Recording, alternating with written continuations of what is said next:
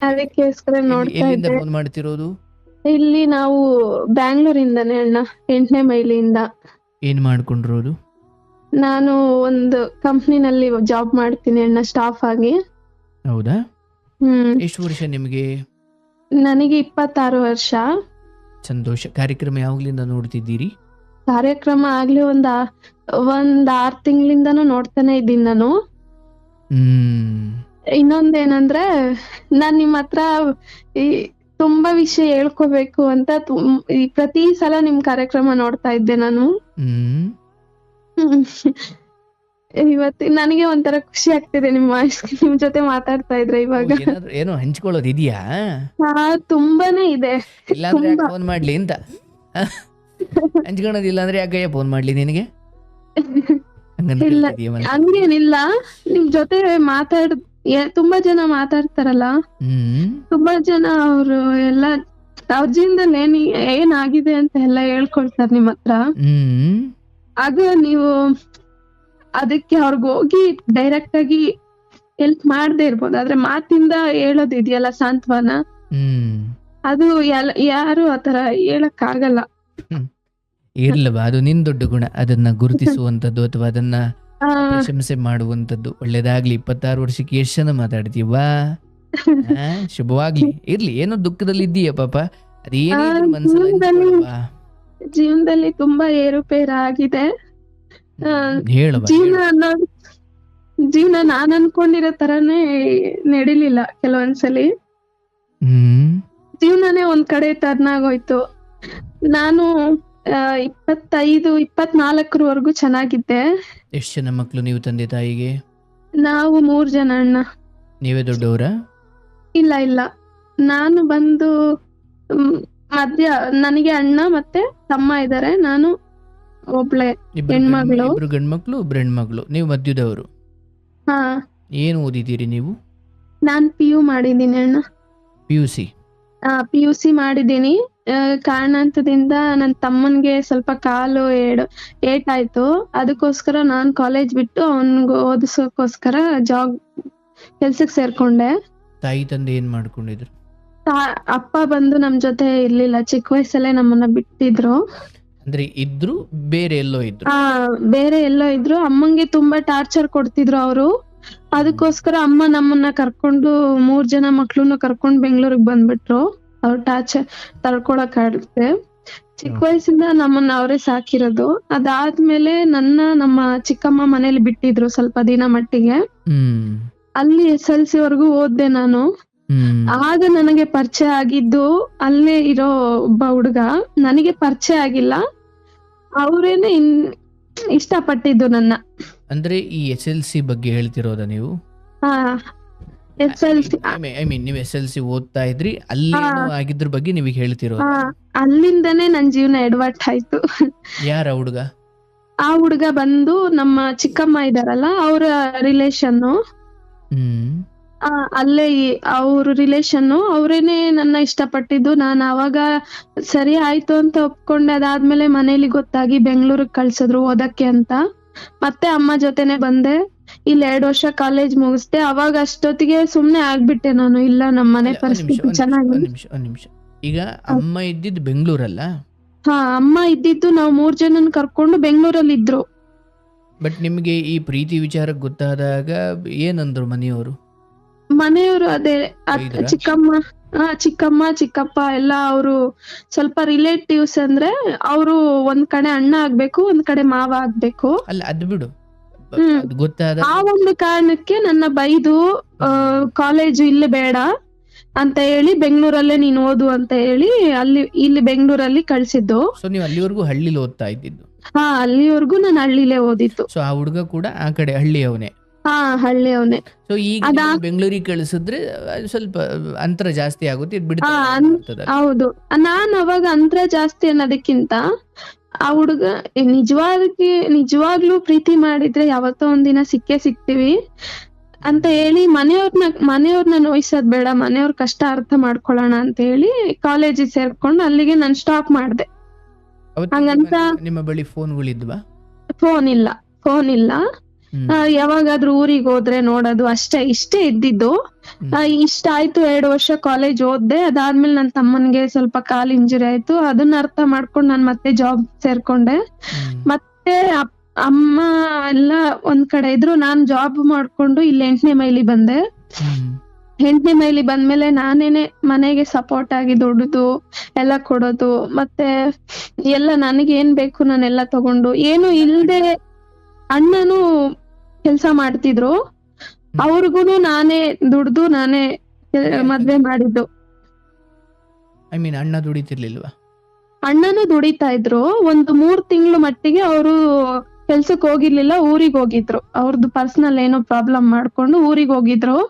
ಅವ್ರನ್ನ ಆ ರೀತಿಲಿ ಬಿಡೋದ್ ಬೇಡ, ಅವ್ರಿಗೂ ಒಂದ್ ಜೀವನ ಇದೆ ಅಂದ್ಬಿಟ್ಟು ಅವ್ರಿಗೂ ಮತ್ತೆ ಊರಲ್ಲಿ ಕಳ್ಸಿ, ನಮ್ ಚಿಕ್ಕಮ್ಮ ಮನೆಗೆ ಅವ್ರನ್ನ ಕಳ್ಸಿ, ನಮ್ಗಿನ್ ಯಾರಿದ್ದಾರೆ ನೀವೇ ಅಲ್ವಾ ಅಂತ ಹೇಳಿ ಅವ್ರಿಗೂ ಸ್ವಲ್ಪ ಹೇಳಿ, ಅವಾಗ ನನ್ ಮಾತ್ ಕೇಳ್ತಾ ಇದ್ರು. ಯಾಕೆಂದ್ರೆ ಒಬ್ಳೆ ಬುದ್ಧಿವಂತೆಯಾಗಿ ದುಡಿತಾ ಇದ್ದಾಳೆ, ಯಾರ ಮೇಲೂ ಡಿಪೆಂಡ್ ಆಗಿಲ್ಲ, ಒಳ್ಳೆ ಬುದ್ಧಿ ಇದೆ ಅಲ್ವಾ ಅಂತ ಹೇಳಿ ನನ್ ಮಾತ್ ಕೇಳಿ ಅವ್ರು ಮತ್ತೆ ನಮ್ಮ ಅಣ್ಣ ಅಲ್ಲಿಗೆ ಹೋದಾಗ ಅಲ್ಲಿ ನಮ್ಮ ಅಣ್ಣಗೆ ಒಂದ್ 3 ಜನ ಹುಡುಗಿನ ನೋಡಿದ್ರು. ಅದ್ರಲ್ಲಿ ಒಂದ್ ಹುಡುಗಿನ ಸೆಲೆಕ್ಟ್ ಓಕೆ ಆಗಿ, ಮತ್ತೆ ಅವನು ಕೆಲ್ಸ ಏನು ಮಾಡಿರ್ಲಿಲ್ಲ. ನಾನೊಂದ್ ಅರ್ಧ ಹಾಕಿ, ಮತ್ತೆ ನಮ್ಮಮ್ಮ ಮತ್ತೆ ನಮ್ ಚಿಕ್ಕಪ್ಪ ಅವ್ರ ಹಾಕಿ ಅವನಿಗೆ ಒಂದ್ ಮದ್ವೆ ಮಾಡಿದ್ವಿ. ಮದ್ವೆ ಮಾಡಿ ಅವನ್ ಜೀವನ ಹೆಂಗೋ ಸರಿ ಆಯ್ತು. ಅದೇ ಟೈಮಲ್ಲಿ ನಾನು ಮಾಮೂಲಿಯಾಗಿ ನಾನು ಯಾರ ಮೇಲೂ ಡಿಪೆಂಡ್ ಆಗ್ಬಾರ್ದು ಅಂತ ಹೇಳಿ ನಾನು ಬೈಕ್ ತಗೊಳಾಗಿದ್ದಾಗಿರ್ಬೋದು, ಒಡವೆ ಗೋಲ್ಡ್ ತಗೊಳ್ಳೋದಾಗಿರ್ಬೋದು, ಇದೆಲ್ಲ ನಾನೇ ನನ್ನ ಇದ್ರಲ್ಲಿ ನಾನೇ ತಗೊಂಡು ಇದ್ ಮಾಡ್ಕೊಂಡು ಅಷ್ಟು ಚೆನ್ನಾಗಿದ್ದೆ. ಎಲ್ಲೂ ಜಾಸ್ತಿ ಫ್ರೆಂಡ್ಸ್ ಇದ್ರು, ಆದ್ರೆ ಎಲ್ಲೂ ಹೋಗ್ತಾ ಇರ್ಲಿಲ್ಲ. ಕೆಲ್ಸ ಆಯ್ತು, ಮನೆ ಆಯ್ತು, ಇಲ್ಲಿ ನನ್ ಫ್ಯಾಮಿಲಿ, ಇಷ್ಟೇ ನನ್ ಜೀವನ. ಇದೇ ನನ್ ಜೀವನ, ಇದ್ರಲ್ಲೇ ನಾನು ಇದ್ ಮಾಡ್ಕೋಬೇಕು ಅಂತಾನೆ ಅನ್ಕೊಂಡಿದ್ದೆ. ದಿಢೀರ್ ಅಂತ ಅಷ್ಟೊತ್ತಿಗಾಗ್ಲೇ 5 ವರ್ಷ ಗ್ಯಾಪ್ ಆಗಿತ್ತು ನನಗೂ ಆ ಹುಡುಗನ್ಗೂ. ಯಾರು 10th ಅಲ್ಲಿ ಇಷ್ಟ ಪಡ್ತಿದ್ನಲ್ಲ, ಲವ್ ಮಾಡ್ತಿದ್ನಲ್ಲ ಆ ಹುಡುಗನ್ಗೆ. ಅಷ್ಟು 5 ವರ್ಷ ಗ್ಯಾಪ್ ಆಗಿತ್ತು. 5 ವರ್ಷದಲ್ಲಿ ಫೋನ್ ಕಾಲ್ ಮಾತಾಡ್ತಿದ್ವಿ, ಎದುರುಗಡೆ ಮಾತಾಡಕ್ಕೆ ಭಯ ಪಡ್ತಿದ್ವಿ. ಎಲ್ಲಿ ಯಾರಾದ್ರೂ ನೋಡ್ಬಿಡ್ತಾರೆ, ಎಲ್ಲಿ ನಮ್ ಮನೇಲಿ ಹೇಳ್ಬಿಡ್ತಾರೆ, ಎಲ್ಲಿ ಮತ್ತೆ ನನ್ಗೆ ಇದ್ ಮಾಡ್ಬಿಡ್ತಾರೆ, ಫ್ರೀಡಮ್. ಅದೇ ಒಂದು ಭಯದಲ್ಲಿ ಆ ಹುಡುಗನ್ನ ನಾನು ಮೀಟೇ ಆಗಿರ್ಲಿಲ್ಲ ಯಾವತ್ತು. ಅಂದ್ರೆ ಫೋನಲ್ಲಿ ಪ್ರೀತಿ ಜೀವಂತವಾಗಿತ್ತು, ಭೇಟಿ ಆಗ್ತಿರ್ಲಿಲ್ಲ ಅಷ್ಟೇ. ಭೇಟಿ ಅಂತೂ ಯಾವತ್ತೂ ಆಗಿಲ್ಲ. ಅದಾದ್ಮೇಲೆ ಮತ್ತೆ ಆ ಹುಡುಗ ಮತ್ತೆ ನನ್ ಲೈಫ್, ನಮ್ಮ ಅಣ್ಣ ಮದ್ವೆ ಆಗಿ 3 ತಿಂಗಳಾಗಿತ್ತು. ನಮ್ಮ ಅಣ್ಣ ಹೆಂಡತಿಗೆ 1.5 ತಿಂಗಳು ಪ್ರೆಗ್ನೆಂಟ್ ಇದ್ರು ಅವರು ಮತ್ತೆ ನನ್ನ ಹತ್ರನೇ ಬಂದ್ರು. ನಾನಿರೋ ಜಾಗದಲ್ಲೇ ಬಂದು ಇದ್ದಿದ್ದು. ಅವರು ಇಲ್ಲೇ ಇನ್ನ ಊರಲ್ಲಿ ಏನ್ ಮಾಡೋದು, ಕೆಲ್ಸಕ್ಕೆ ಹೋಗ್ತೀನಿ ಅಂತ ಹೇಳಿ ಅವ್ರನ್ನ ವೈಫ್ನು ಕಟ್ಕೊಂಡು ನನ್ ಜೊತೆನೆ ಇರಕ್ ಬಂದಿದ್ರು. ಸರ್, ಅದಾದ್ಮೇಲೆ ಅವ್ರಿಗೆ ದಾಬಾಸ್ಪೇಟೆಯಲ್ಲಿ ಕೆಲ್ಸ ಸಿಕ್ತು, ಅಲ್ಲಿಗೆ ಹೋದ್ರು ಅವರು. ಅವಾಗೆಲ್ಲ ಅವ್ರನ್ನ ಮತ್ತೆ ನಾನೇ ಚೆನ್ನಾಗ್ ನೋಡ್ಕೊಂಡು ಎಲ್ಲ ಕಳಿಸ್ದೆ. ಅವ್ರನ್ನ ಕಳ್ಸಿ ಆದ್ಮೇಲೆ ಎಲ್ಲ ಚೆನ್ನಾಗೇ ಇತ್ತು ಅಣ್ಣ, ಅಲ್ಲಿವರೆಗೂ ಚೆನ್ನಾಗಿತ್ತು. ಅವ್ರು ಯಾವಾಗ ಅಲ್ಲಿಂದ ಹೋದ್ರು, ಮತ್ತೆ ಇವ್ರು ಎಲ್ಲೋ ಕೆಲ್ಸ ಮಾಡ್ತಾ ಇದ್ರು ಬ್ಯಾಂಗ್ಳೂರಲ್ಲಿ.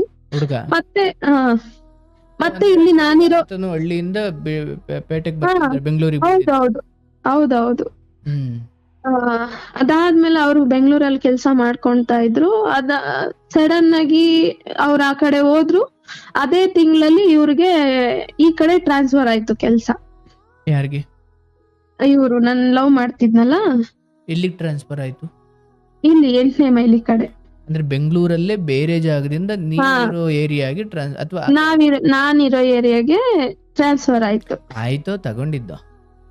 ಇಲ್ಲ, ಅವ್ರಿಗೆ ಬೇರೆ ಕಡೆ ಹಾಕಿದ್ರಂತೆ. ಅಲ್ಲಿಂದ ಅದು ದೂರ ಆಗುತ್ತೆ. ಇಲ್ಲಾದ್ರೆ ನಾನು ಇದ್ದೀನಿ, ನಾನು ಸ್ವಲ್ಪ ನೋಡ್ಬೋದಲ್ವಾ, ಯಾವಾಗಾದ್ರೂ ಮಾತಾಡ್ಸ್ಬೋದಲ್ವಾ ಅಂತ ಹೇಳಿ ಈ ಕಡೆ ಬಂದಿದ್ದವ್ರು, ನಾನಿರೋ ಏರಿಯಾ ಕಡೆ ಬಂದಿದ್ದಾದ್ಮೇಲೆ ಅವರು ಮಾತಲ್ಲೇ ಚೆನ್ನಾಗಿದ್ವಿ ಅಷ್ಟೇ. ಬಂದಿದ್ದಾದ್ಮೇಲೆ ನಾನು ಇಲ್ಲಿ ಹತ್ರ ಬಂದಿದ್ದಾರೆ ಅಂತಾನು ಯಾವತ್ತೂ ಹೋಗಿ ಮಾತಾಡ್ಸಿರ್ಲಿಲ್ಲ, ಫೋನಲ್ಲೇ ಮಾತಾಡ್ತಿದ್ವಿ. ಅವ್ರು ಹೇಳ್ತಾ ಇದ್ರು, ಇಷ್ಟ ಹತ್ರ ಇದ್ದೀವಿ, ಬಂದು ಮಾತಾಡ್ಸಿಲ್ಲ ಅಂತ ಹೇಳ್ತಾ ಇದ್ರು. ಫಸ್ಟ್ನೇ ಸಲ ಏನ್ ಅನ್ಕೊಂಡೆ, ಬೇಡ ಇದೆಲ್ಲ ಬೇಡ, ಇಲ್ಲೆಲ್ಲ ನಮ್ಮೂರವರೇ ಇದಾರೆ, ಬೇಡ ಅಂತ ಹೇಳಿ ಸುಮ್ನೆ ಆದೆ ನಾನು. ಆಮೇಲೆ 2ನೇ ಸಲ ಏನಾಯ್ತು, ಅವ್ರಿಗೆ ಈ ತರ ನನ್ಗ್ ಹುಷಾರಿಲ್ಲ ಹಂಗೆ ಹಿಂಗೆ ಅಂತ ಹೇಳಿದ್ದಕ್ಕೆ ಮನ್ಸು ಮಾಡಿ ಹೋದೆ. ಆದ್ರೆ ಮತ್ತೆ ಅವ್ರಿಗೆ ಮಾತ್ರೆ ಅದು ಕೊಟ್ಟು ಮತ್ತೆ ಬಂದ್ಬಿಟ್ಟೆ ನಾನ್ ರಿಟರ್ನ್. ಅಂದ್ರೆ ಅವರು ಫ್ರೆಂಡ್ಸ್ ಜೊತೆ ಇದ್ದಿದ್ದ, ಮನೆಯವ್ರ ಜೊತೆ ಇದ್ದ? ಇಲ್ಲ, ಒಬ್ರೇ ಇದ್ದಿದ್ದವ್ರು. ಓಕೆ. ಅವ್ರು ಇಲ್ಲಿ ಒಬ್ರೇ ಇದ್ದಿದ್ದು. ಹೋದೆ ಮತ್ತೆ ಫಸ್ಟ್ ಅವತ್ತು ಹೋಗಿ ಮಾತ್ರೆ ಎಲ್ಲ ಕೊಟ್ಟಿ ಬಂದೆ. ಮತ್ತೆ ಇನ್ನೊಂದ್ಸಲಿ ಅದೇ ಒಂದ್ಸಲಿ ಧೈರ್ಯ ಬಂತಲ್ಲ ಒಂದ್ ಸ್ವಲ್ಪ, ಅದೇ ಧೈರ್ಯದ ಮೇಲೆ ಇನ್ನೊಂದ್ಸಲಿ ಹೋದೆ. ಇನ್ನೊಂದ್ಸಲಿ ಹೋದಾಗ ಆಮೇಲೆ ಇನ್ನ ಧೈರ್ಯ ಬಂತ ಹಂಗೆ ಬಂತು. ಅಲ್ಲಿಂದ ಮತ್ತೆ ಸ್ಟಾರ್ಟ್ ಆಯ್ತು. ಸ್ಟಾರ್ಟ್ ಆದ್ಮೇಲೆ ನನ್ನ ಜೀವನದಲ್ಲಿ ಒಂದೇ ಒಂದು ಅವತ್ತು ನಿರ್ಧಾರ ಆ ತರ ತಗೋಬಾರ್ದಿತ್ತು. ಅವ್ರು ಹೇಳಿರೋ ಇದಕ್ಕೆ ನಾನ್ ನಿರ್ಧಾರ ಆ ತರ ತಗೋಬಿಟ್ಟೆ. ಏನ್ ನಿರ್ಧಾರ?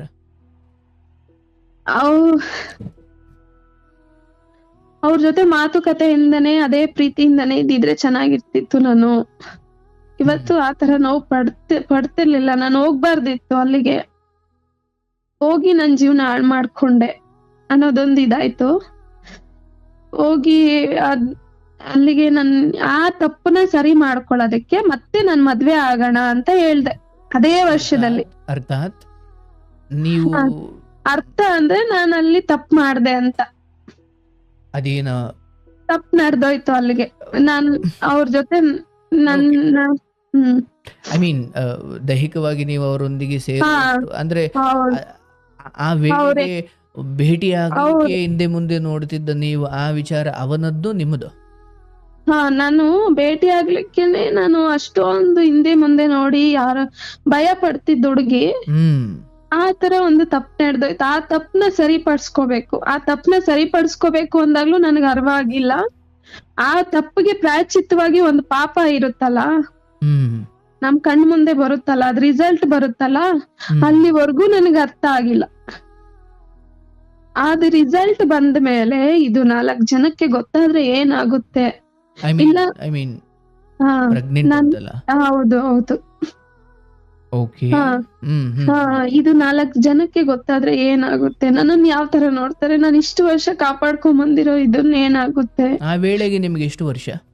ಆ ವೇಳೆಗೆ 25. ಆತನಿಗೆ 27. ಬಟ್ ನೀವು ಅದನ್ನ ತುಂಬಾ ಗಂಭೀರವಾಗಿ ನಿರಾಕರಿಸುವಷ್ಟು ಪ್ರಯತ್ನ ಮಾಡ್ಲಿಲ್ವಾ ಅವತ್ತಿಗೆ?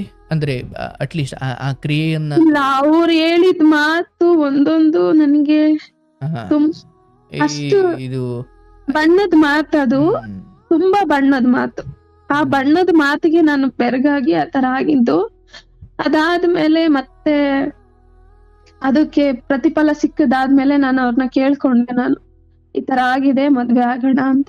ಅವಾಗ ಅವ್ರು ಹೇಳಿದ್ದು, ಇಲ್ಲ ನನ್ಗೆ ಇಷ್ಟ ಇಲ್ಲ. ಯಾಕೆ ಇಷ್ಟ ಇಲ್ಲ? ಇಷ್ಟು ವರ್ಷ ಇಷ್ಟಪಟ್ಟಿದೀವಲ್ಲ, ಇಷ್ಟು ವರ್ಷ ನನ್ನ ಇಷ್ಟಪಟ್ಟಿದ್ಯಲ್ವಾ? ಇಷ್ಟ ಇಲ್ಲ ಅಂದ್ರ? ಇಷ್ಟ ಇಲ್ಲ. ಯಾಕೆ ಅಂತ ಗೊತ್ತಾದಾಗ ನನ್ ಲೈಫಲ್ಲಿ ಆಲ್ರೆಡಿ ನೀನ್ ಬಿಟ್ಟೋದ್ಮೇಲೆ ಇನ್ನೊಂದ್ ಹುಡುಗಿ ಇದ್ದಾಳೆ. ಭಗವಂತ ಈ ತರ ಹೇಳಿದ್ರು. ನಿಮಗ್ ಗೊತ್ತೇ ಇಲ್ಲ ಅದು? ನನಗೆ ಅವಾಗ ಗೊತ್ತಾಗ್ತಿತ್ತದು, ಆದ್ರೆ ಅದೇ ನಿಜ ಅಂತ ನನಗ್ ಗೊತ್ತಿರ್ಲಿಲ್ಲ. ಅವ್ರು ಯಾವತ್ತೂ ಅದನ್ನ ಬಿಟ್ಕೊಟ್ಟಿರ್ಲಿಲ್ಲ. ಅದಾದ್ಮೇಲೆ ನಾನು ಅಷ್ಟು ವರ್ಷದ ಪ್ರೀತಿ ಅಲ್ವಾ ನಂದು ಅಂತ ಹೇಳಿ ನಾನ್ ಆ ಬಣ್ಣದ ಮಾತಿಗೆ ಬೆರಗಾಗಿದ್ದು.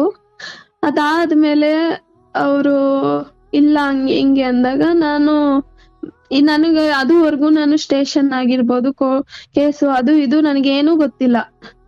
ನನ್ನ ಜೊತೆ ಇದ್ದಿದ್ದು ಫ್ರೆಂಡ್ ಇದ್ಕೊಂಡು ಅವ್ರಿಗೆಲ್ಲ ಗೊತ್ತಿತ್ತು. ನನ್ ಫ್ರೆಂಡಿಗೆ ಎಲ್ಲ ಹೇಳ್ಕೊಳ್ತಿದ್ದೆ. ಅವರು ಎಲ್ಲ ನನ್ ಕಷ್ಟ ಸುಖ ಎಲ್ಲ ಅವ್ರ ಹತ್ರನೇ ಹಂಚ್ಕೊಳ್ತಿದ್ದೆ. ಅವರು ಹೇಳಿದ್ರು, ಇಲ್ಲ ಇದು ಈ ತರ ಆದ್ರೆ ಆಗಲ್ಲ ಅಂತ ಹೇಳಿ ಹೋಗು. ಈ ತರ ಅವರು ಇಷ್ಟೊಂದ್ ಮೋಸ ಮಾಡ್ತಾರೆ ಅಂದ್ಮೇಲೆ ನೀನ್ ಯಾಕೆ ಇದಾಗ್ಬೇಕು? ಇದೆಲ್ಲ ಜೀವನ ಇದಲ್ಲ, ನಾಳೆ ದಿನ ಯಾರಿಗಾದ್ರೂ ಗೊತ್ತಾದ್ರುನು ಇದು ಸುಮ್ನೆ ಇದಾಗುತ್ತೆ ಅಂತ ಹೇಳಿದ್ರು. ಸರಿ ಆಯ್ತು ಅಂತ ಹೇಳಿ ನಾನು ಹೋಗಿ ಕೇಸ್ ಮಾಡ್ದೆ. ಅವ್ರು ಅಲ್ಲಿಂದ ಹೇಳಿದ್ದು ನನ್ಗ ಒಂದೇ ಮಾತು, ನನ್ನ ಹತ್ರನೇ ಬಂದು ನೀನ್ ಅದೇನ್ ಮಾಡ್ಕೊಳ್ತೀಯೋ ಮಾಡ್ಕೊ. ಯಾರು? ಅವ್ರ ಹುಡ್ಗ ಅಂತ ಹೇಳ್ದಾಗ ನಾನು ಒಂದ್ ಕಡೆ ಅವನ್ನ ನೋಡಿದ್ ರೀತಿನೇ ಬೇರೆ ಬೇರೆ. ಅವತ್ತಿನ ದಿನ. ನಾನ್ ಅವಾಗ ಆ ಹುಡ್ಗನನ್ನ ಇಷ್ಟಪಡ್ತಿದ್ದಾಗ ಆ ಹುಡ್ಗನೇ ಬೇರೆ. ಇವಾಗ ಏನ್ ಈ ತರ ಅದನ್ನ ನೆನ್ಸ್ಕೊಂಡ್ ಅಳ್ಳ ಇಲ್ಲ ಇವತ್ತಿನ ದಿನ ಇವ್ನ್ ಈ ತರ ಮಾತಾಡ್ತಿರೋದಕ್ಕೆ ಇದಕ್ಕೆ ಅಳ್ಳ ಅಂತ ಹೇಳಿ ನನಗೆ ಇದಾಗೋಯ್ತು. ಆಗಿದ್ದಾಗ್ಲಿ ಅಂತ ಹೋಗಿ ನಾನ್ ಕೇಸ್ ಮಾಡ್ದೆ. ಕೇಸ್ ಆದ್ಮೇಲೆ ಮತ್ತೆ ಆ ಹುಡ್ಗಿನ್ ಕರ್ಕೊಂಡ್ ಹೋಗ್ಬಿಟ್ಟಿದಾನೆ. ಇಲ್ಲ ಹುಡ್ಗಿ ಹೆಂಗಿದ್ರು ಬಿಡಲ್ಲ ಹುಡ್ಗಿ, ನಾವಿಬ್ರು ಮದ್ವೆ ಆಗೋಣ ಅಂತ. ಅಲ್ಲಿಂದ ಏನಾಗಿದೆ, ಇವ್ರು ಪೊಲೀಸ್ ಹೋಗಿ ಮತ್ತೆ ಅಲ್ಲಿಂದ ಕರ್ಕೊಂಡ್ ಬಂದಿದ್ದಾರೆ ಇವ್ರಿಗೆ. ಎಲ್ಲ ಗೊತ್ತಾಗಿ ಇಲ್ಲ ಆಲ್ರೆಡಿ ಒಂದ್ ಹುಡ್ಗಿನ ಈ ತರ ಇದ್ ಮಾಡಿ ಹಾಳ್ ಮಾಡಿ ಮತ್ತೆ ಇನ್ನೊಂದ್ ಹುಡ್ಗಿನ್ ಕರ್ಕೊಂಡ್ ಹೋಗಿದಾನೆ ಅಂತ. ಅಲ್ಲಿಂದ ಬಂದಾದ್ಮೇಲೆ ಆ ಹುಡ್ಗನ್ ಅಲ್ಲಿ ಕೇಳ್ಕೊಳ್ತಿದಾನೆ ನನ್ನ ಮತ್ತೆ, ನನ್ನಿಂದ ತಪ್ಪಾಯ್ತು, ನಾನು ಸರಿ ಆಯ್ತು ಇವಾಗ ಆಗ್ತೀನಿ ಅಂತ ಹೇಳು ಅಂತ. ಅಷ್ಟೊತ್ತಿಗೆ ಆಲ್ರೆಡಿ ನಾನು ಅದನ್ನ ಆ ಓಡಾಟದಲ್ಲಿ ಆ ಒಂದು ಗಸಿಬಿಸಿನಲ್ಲಿ ಒಂಥರ ಇದಾಗಿ ಆ ನನಗೆ ಸ್ಕ್ಯಾನಿಂಗ್ ಎಲ್ಲ ಮಾಡಿಸ್ಕೊಂಡು ಅವ್ರು ಏನಮ್ಮ ಇದಕ್ಕೆ ಪ್ರೂಫು ಅಂತ ಕೇಳಿದ್ರು. ಅದು ನಿಜನಾ, ಒಂದ್ ಸ್ಕ್ಯಾನಿಂಗ್ ಮಾಡಿಸ್ಕೊಬಾರಮ್ಮ ಅಂತ ಕೇಳಿದ್ರು ಇವ್ರು ಪೊಲೀಸ್ ಅವರು. ಸರಿ ಅದನ್ನು ಮಾಡಿಸ್ಕೊಂಡು ಅವ್ರಿಗೆ ಪ್ರೂಫ್ ಕೊಟ್ಟು ಅದನ್ನು ರಿಪೋರ್ಟ್ ಕೊಟ್ಬಿಟ್ಟು ನಾನು ಈ ಕಡೆ ಬಂದೆ. ಅಷ್ಟೊತ್ತಿಗಾಗ್ಲಿ ಅಲ್ಲಿಂದ ಅಲ್ಲಿಗೆ ಟ್ರಾವೆಲ್ ಮಾಡೋದು ನಡೆಯೋದು ಅದೆಲ್ಲ ಮಾಡಿರೋದ್ರಿಂದ ಅದು ಕೂಡ ನನಗೆ ಸ್ವಲ್ಪ ಸ್ವಲ್ಪ ಬ್ಲೀಡಿಂಗ್ ಆಗೋದು ಆ ತರ ಸ್ಟಾರ್ಟ್ ಆಯ್ತು. ಅಯ್ಯೋ ದೇವ್ರೆ, ಈ ಕಡೆ ಮನೆಯವ್ರಿಗೆ ಹೇಳಕ್ಕೂ ಆಗ್ತಿಲ್ಲ, ಈ ಕಡೆ ನಾನ್ ಏನಪ್ಪ ಈ ತರ ನನ್ ಜೀವನ ಆಗೋಯ್ತು, ಈ ತರ ನನ್ ಜೀವನ ಆಲ್ರೆಡಿ ಸ್ವಲ್ಪ ಜನಕ್ ಗೊತ್ತಾಗ್ಬಿಟ್ಟಿತ್ತು. ಗೊತ್ತಾಗ್ಬಿಟ್ಟಿದೆ. ನನ್ ಯಾವ ತರ ತಲೆ ಎತ್ಕೊಂಡ್ ಓಡಾಡ್ಲಿ. ಇದೇನೋ ಇವಾಗ ಹುಡ್ಗ ಬಂದು ನನಗೇನೋ ಆಯ್ತು ಅಂತ ಹೇಳಿ ಮದ್ವೆ ಆದ್ರೆ ನನ್ ಜೀವನ ನಾನ್ ಮಾಡಿರೋ ತಪ್ಪಿಗೆ ಅಲ್ಲಿಗೆ ಸರಿ ಹೋಗುತ್ತೆ. ಇಲ್ಲ ಅಂದ್ರೆ ನನ್ ಜೀವನ ಏನು ಅಂತ ಹೇಳಿ ಅಲ್ಲಿಂದ ರೋಡ್ ಉದ್ದಕ್ಕೂ ನಡ್ಕೊಂಡು ಅಳ್ಕೊಂಡ್ ಬರ್ತಾ ಇದ್ದೆ. ಅದಾದ್ಮೇಲೆ ಸಡನ್ ಆಗಿ ಹೊಟ್ಟೆ ತುಂಬಾ ನೋವ್ತಿತ್ತು. ಹಾಸ್ಪಿಟ್ಲಲ್ಲಿ ಹೋಗಿ ಜಾಯಿನ್ ಆದೆ. ಅಲ್ಲಿ ಇಲ್ಲ ಆಗಲ್ಲ, ಇದು ಉಳಿದ್ರು ಮಗುಗೆ ಹಾರ್ಟ್ ಬೀಟ್ ಹೋಗಿದೆ, ಇದು ಇದ್ರೂನು ನಿಮ್ಗೆನೆ ಎಫೆಕ್ಟ್, ನಾಳೆ ದಿನ ಬೇಡ ಇದು ಅಂತ ಅಬೋರ್ಟ್ ಮಾಡಿಸ್ಕೊಳ್ಳಿ ಅಂತ ಹೇಳಿದ್ರು. ಸರಿ ಆಯ್ತು ಅಂತ ಹೇಳಿ ಅಲ್ಲಿ ನನ್ ಫ್ರೆಂಡ್ ಮೂಲಕ ಮತ್ತೆ ನಾನು ನನ್ ಮನೆ ಪಕ್ಕ ಇರೋರು ಅವರಿಂದ ಹೆಲ್ಪ್ ತಗೊಂಡು ಹಾಸ್ಪಿಟ್ಲಲ್ಲಿ ಹೋಗಿ ಅಲ್ಲಿ ಒಂದು ನೈಟ್ ಪೂರ್ತಿ ಅವರು ಇರಿಸ್ಕೊಂಡು ಅದಾದ್ಮೇಲೆ ಬೆಳಗ್ಗೆ ಅಬೋರ್ಟ್ ಮಾಡಿದ್ರು ಅವರು. ಅಲ್ಲಿಗೆ ಪೊಲೀಸ್ ಅವರುನು ಬಂದಿದ್ರು. ಬಂದು ಅಲ್ಲಿಂದ ಮತ್ತೆ ಸ್ಟೇಟ್ಮೆಂಟ್ ತಗೊಂಡ್ರು. 12 ದಿವಸ ಇದ್ದೀನಿ ಹಾಸ್ಪಿಟ್ಲಲ್ಲಿ. ಆಲ್ರೆಡಿ ಮನೆಯವ್ರಿಗೆ ಗೊತ್ತಾಯ್ತು. ಮನೆಯವ್ರಿಗೆ ಗೊತ್ತಾದಾಗ ಒಂದೇ ಹೇಳಿದ್ದು, ಆಯ್ತು ಬಿಟ್ಬಿಡು ಇಲ್ಲಿಗೆ ಅಂತ. ಅವರು ಮಾತಾಡ್ತಿರೋದೇ ಬೇರೆ. ಆಯ್ತು ಬಿಟ್ಬಿಡು ಅಂದ್ರೆ ಅವ್ರು ಏನ್ ಹೇಳ್ತಿದಾರೆ, ಆಯ್ತು ಬಿಟ್ಬಿಡು, ಅಲ್ಲೇ ಎಲ್ಲಾದ್ರೂ ಇದ್ಬಿಡು. ಬಿಟ್ಬಿಡು ಅಂದ್ರೆ ನಿಮ್ ಮನೆ ಆ ಹುಡುಗನ್ನ ಬಿಟ್ಬಿಡು, ಬಿಟ್ಟು ಆ ಕಡೆನೆ ಎಲ್ಲಾದ್ರೂ ಇರು. ಅವ್ರು ಒಂದ್ ಮಾತು ನನ್ನ ಬಾ ಅಂತಾನೂ ಕರ್ದಿಲ್ಲ. ನಿನ್ನ ಮನೆಯವರು? ನಾನು ಅವ್ರಿಗೋಸ್ಕರ ಅಷ್ಟೊಂದು ಮಾಡಿದೆ, ಅಷ್ಟೊಂದು ನಾನು ಕಷ್ಟಪಟ್ಟೆ. ಒಂದ್ ಕಡೆ ಅವರು ಕೂಡ ನನ್ನ ಬಾ ಆಯ್ತು ಆಗಿದ್ದಾಯ್ತು, ನಾವ್ ಈ ತರ ನಿಂತ್ಕೊಳ್ತೀವಿ ಅನ್ನೋ ಪರಿಸ್ಥಿತಿಲಿ ಅವರು ಹೇಳಲಿಲ್ಲ. ಬಿಟ್ಬಿಡು ಆ ಕಡೆನೆ ಇದ್ಬಿಡು ಅಂತ ಹೇಳಿದಷ್ಟೇ. ಅವತ್ತೇ ಲಾಸ್ಟ್ ಎಲ್ರು ಫೋನ್ ಬ್ಲಾಕ್ ಮಾಡ್ಕೊಂಡ್ ಬಿಟ್ರು ಎಲ್ಲ. ಹಾಸ್ಪಿಟ್ಲಲ್ಲಿ 12 ದಿನ ಇದ್ದೀನಿ, ಒಬ್ರು ಇಲ್ಲ ನನ್ ಜೊತೆ. ನನ್ಗೆ ಅಂತ ಇದ್ದೀನಿ ನನ್ ಫ್ರೆಂಡು, ಅವಳು ಮಾತ್ರ ನನ್ ಜೊತೆ ಇದ್ಲು. ಯಾರು ಇಲ್ಲ ನನ್ ಜೊತೆ. 12 ದಿವಸ ನಾನೇ ಕಷ್ಟಪಟ್ಟಿದ್ದೀನಿ. ಅದುವರೆಗೂ ನಾನು ಏನ್ ಸೇವಿಂಗ್ಸ್ ಮಾಡಿದ್ದೆ ಅದೇ ನನ್ ಕಾಪಾಡ್ತು ಆ ಟೈಮಲ್ಲಿ. ಅದು ಇದ್ ಮಾಡ್ಕೊಂಡೆ. ಅಲ್ಲಿ ನಾನು ಹಾಸ್ಪಿಟ್ಲಲ್ಲಿ ಇನ್ನೇನ್ ನಾಳೆ ಡಿಸ್ಚಾರ್ಜ್ ಆಗ್ತೀನಿ ಅನ್ನೋವಾಗ ಒಂದು ಅನ್ನೋನ್ ನಂಬರ್ ಇಂದ ಒಂದ್ ಮೆಸೇಜ್, ಈ ತರ ಅವರು ಪೊಲೀಸ್ ಅವ್ರು ಹುಡುಕ್ತಿದ್ದಾರೆ ನನ್ನ, ಈ ತರ ನೀನ್ ವಾಪಸ್ ತಗೋ, ನನ್ ಜೀವನ ನನಗ್ ಕೊಟ್ಬಿಡು, ನನ್ ಆ ಹುಡ್ಗಿ ಬೇಕು ನನ್ಗೆ, ಈ ತರ ಮೆಸೇಜ್. ನಾನು ಇಲ್ಲಿ ಹಾಸ್ಪಿಟ್ಲಲ್ಲಿ ಇದ್ದೀನಿ, ನಾನು ಇಲ್ಲಿ ನನಗೇನೋ ಇದಾಗಿ ನನ್ ಕನ್ಸ್ನೇ ನುಚ್ಚುನೂರ್ ಮಾಡ್ಕೊಂಡು ನನ್ ಜೀವನನೇ ಹಾಳು ಮಾಡ್ಕೊಂಡು ಹಾಸ್ಪಿಟ್ಲಲ್ಲಿ ಇದ್ದೀನಿ ನಾನು. ಆ ತರ ಮೆಸೇಜ್. ಅದಾದ್ಮೇಲೆ ನಾನು ಅಷ್ಟು ಇದ್ರಿಂದ ನಾನ್ ಯಾವ್ ತರ ತಗೋಬೇಕು ಅದನ್ನ, ನಾನ್ ಸುಮ್ನೆ ಸೈಲೆಂಟ್ ಆದೆ. ನನ್ ಪಾಲಿಗೆ ನೀನಿಲ್ಲ, ನನಗ್ ಸತ್ತೋದೆ, ನನ್ಗ್ ಗೊತ್ತಿಲ್ಲ ಅಂತ. ಅದಾದ್ಮೇಲೆ ಪೊಲೀಸ್ ಅವ್ರು ಬಂದು ನೆಕ್ಸ್ಟ್ ಡೇ ಸ್ಟೇಟ್ಮೆಂಟ್ ಎಲ್ಲ ತಗೊಂಡ್ರು, ಎಲ್ಲ ಆಯ್ತು. ಅದಾದ್ಮೇಲೆ ಬಂದೆ ಮನೆಗೆ. ಬಂದಾದ್ಮೇಲೆ ಅವ್ರನ್ನ ಹಿಡ್ಕೊಂಡ್ ಬಂದಾದ್ಮೇಲೆ ಅಲ್ಲಿ ಕೇಳ್ತಿದಾರ ಅವರು, ಕಾಲ್ ಹಿಡ್ಕೊಳ್ತೀನಿ, ಇದೊಂದ್ಸಲಿ ನನ್ನ ಕ್ಷಮಿಸು, ಆಯ್ತು ನಾನ್ ಮದ್ವೆ ಆಗ್ತೀನಿ ಅಂತ ಹೇಳು, ಹಂಗೆ ಹಿಂಗೆ ಅಂತ ಆಲ್ರೆಡಿ ಒಂದ್ 2 ಟೈಮ್ಸ್ ಪೊಲೀಸ್ ಅವ್ರಿಗೂನು ಅವ್ರು ಅವ್ರಿಗೆ ಹುಡುಕ್ಬೇಕು, ಅವ್ರನ್ನ ಹಿಡ್ಕೋಬೇಕು ಅಂದಾಗ ಸಿಗ್ದೆ ಇದಾಗಿದ್ದಾರೆ ಅವ್ರು. ಅಲ್ಲಿಂದ ಬೇರೆ ಕಡೆ ಹೋಗಿದ್ದಾರೆ. ಅವ್ರಿಗೆ ಇದಾಗಿ ಲಾಸ್ಟ್ಗೆ FIR ಮಾಡ್ಬಿಟ್ಟಿದ್ದಾರೆ ಅವ್ರು. FIR ಮಾಡಿ ಅದನ್ನ ನಾನು ಅಲ್ಲಿಗೆ ರಿಕ್ವೆಸ್ಟ್ ಸರ್ ನನ್ಗೆ ಜೀವನ ಬೇಕು ಅಂತಾನೆ ನಾನು ಇಲ್ಲಿವರೆಗೂ ಬಂದಿದ್ದು, ಅವ್ರ ನನ್ ಜೊತೆಲಿ ಇರ್ತೀನಿ ಅಂದ್ರೆ ನನ್ಗೆ ಇನ್ನೇನು ಬೇಡ, ನನ್ಗೆ ಅವ್ರ ಶಿಕ್ಷೆ ಕೊಡ್ಸೋದು ಇಲ್ಲ, ಅವ್ರನ್ನ ಓಡಿಸ್ಬೇಕು ಅಂತ ಅಲ್ಲ, ನನ್ ಜೀವನ ಸರಿ ಹೋಗ್ಬೇಕು ಸರ್ ಅಷ್ಟೇ. ಅಂದ್ರೆ ಇಂಥವ್ರಿಗೆ ಬುದ್ಧಿ ಬರ್ಬೇಕಮ್ಮ, ಸುಮ್ನಿರು ಅಂತ ಹೇಳಿ ಅವ್ರನ್ನ ತಗೊಂಡೋಗಿ ಮತ್ತೆ 1 month ಜೈಲಲ್ಲಿ ಹಾಕಿದ್ರು. ಮತ್ತೆ ಅವ್ರ ಕಡೆಯವ್ರು ಯಾರು ಬಂದಿಲ್ಲ. ಅವ್ರ ಕಡೆಯವ್ರೇನು, ನೀನ್ ಬಿಡ್ಸೋದಾದ್ರೆ ನಾವ್ಯಾರು ಬರಲ್ಲ, ಇಲ್ಲ ನಮಗೆ ಇಲ್ಲ ನಾವ್ ಬಿಡಿಸ್ತೀವಿ, ನೀನ್ ಬರ್ಬೇಡ ಅಂತ ಹೇಳಿದ್ರು. ಇಲ್ಲ ನನಗೆ ಜೀವನ ಬೇಕು, ಅವ್ನ್ ಬೇಕು ಅಂತಾನೆ ಅಲ್ವಾ ನಾನು ಕೇಸ್ ಕೊಟ್ಟಿರೋದು ಅಂತ ಹೇಳಿ ಅಲ್ಲಿ ಹೋದೆ. ಮತ್ತೆ ನೆಕ್ಸ್ಟ್ ಡೇನೆ ಅಲ್ಲಿಗೆ ಹೋದೆ ಅಣ್ಣ ಜೈಲ್ ಹತ್ರ. ಹೋದ್ರೆ ಅವನು ಅವತ್ತು ನಾಟಕನೋ ನಿಜನೋ ನನಗ್ ಗೊತ್ತಿಲ್ಲ, ಅಲ್ಲಿ ಇಲ್ಲ ನಂದು ತಪ್ಪಾಯ್ತು, ಈ ತರ ನಮ್ ಮಗುನ ಸಾಯಿಸಿದಕ್ಕೇನೆ. ಅದಕ್ಕಿಂತ ಮಧ್ಯದಲ್ಲಿ ಒಂದಿನ ಬಂದಿದ್ರು ಅವ್ರು. ಬಂದ್ಬಿಟ್ಟು ಬಲವಂತವಾಗಿ ಟ್ಯಾಬ್ಲೆಟ್ ಕೊಟ್ಟು ಬಲವಂತದಿಂದ ನನಗೆ ಹೊಟ್ಟೆಗೆಲ್ಲ ಗುದ್ದ ತರ ಮಾಡಿ ಹಿಂಸೆ ಕೊಟ್ಟು ಹೋಗಿರೋದು. ಅದೇ ಆ ಹುಡುಗ. ಯಾವಾಗ ಆಸ್ಪತ್ರೆಯಲ್ಲಿ ಇದ್ದಾಗ್ಲಾ? ಆ ನಾನ್ ಕಂಪ್ಲೇಂಟ್ ಮಾಡಿದ್ನಲ್ಲ ಫಸ್ಟ್, ಅದೇ ವೀಕ್ ಅಲ್ಲೇ ಬಂದಿದ್ರು. ಅದನ್ನ ಹೇಳದ್ ಮರ್ತೆ. ಅದೇ ವೀಕ್ ಅಲ್ಲೇ ಬಂದು ಆತರ ಆ ಹುಡ್ಗಿ ಹೇಳಿರೋದು, ಮಗು ತಗ್ಸಿದ್ರೆ ನಾನ್ ನಿನ್ನ ಮದ್ವೆ ಆಗ್ತೀನಿ. ಗೊತ್ತಿತ್ತಾ? ಹುಡುಗಿಗೆ ಹೇಳಿದಾನೆ, ಹೇಳಿ ಕರ್ಕೊಂಡ್ ಹೋಗಿರೋದು. ಮತ್ತೆ ಅದಾಗಿಯೂ ಹುಡುಗಿ ಒಪ್ಪಿದೆ. ಆಮೇಲೆ ಸರಿ ಆಯ್ತು ಅಂತ ಹೇಳಿ ಅಷ್ಟಾಯ್ತು. ಅದಾಗಿ 3 daysಗೆನೆ ಮತ್ತೆ ಆತರ ಆಗಿದ್ದು, ನನ್ಗೆ ಬ್ಲೀಡಿಂಗ್ ಸ್ಟಾರ್ಟ್ ಆಗಿರೋದು.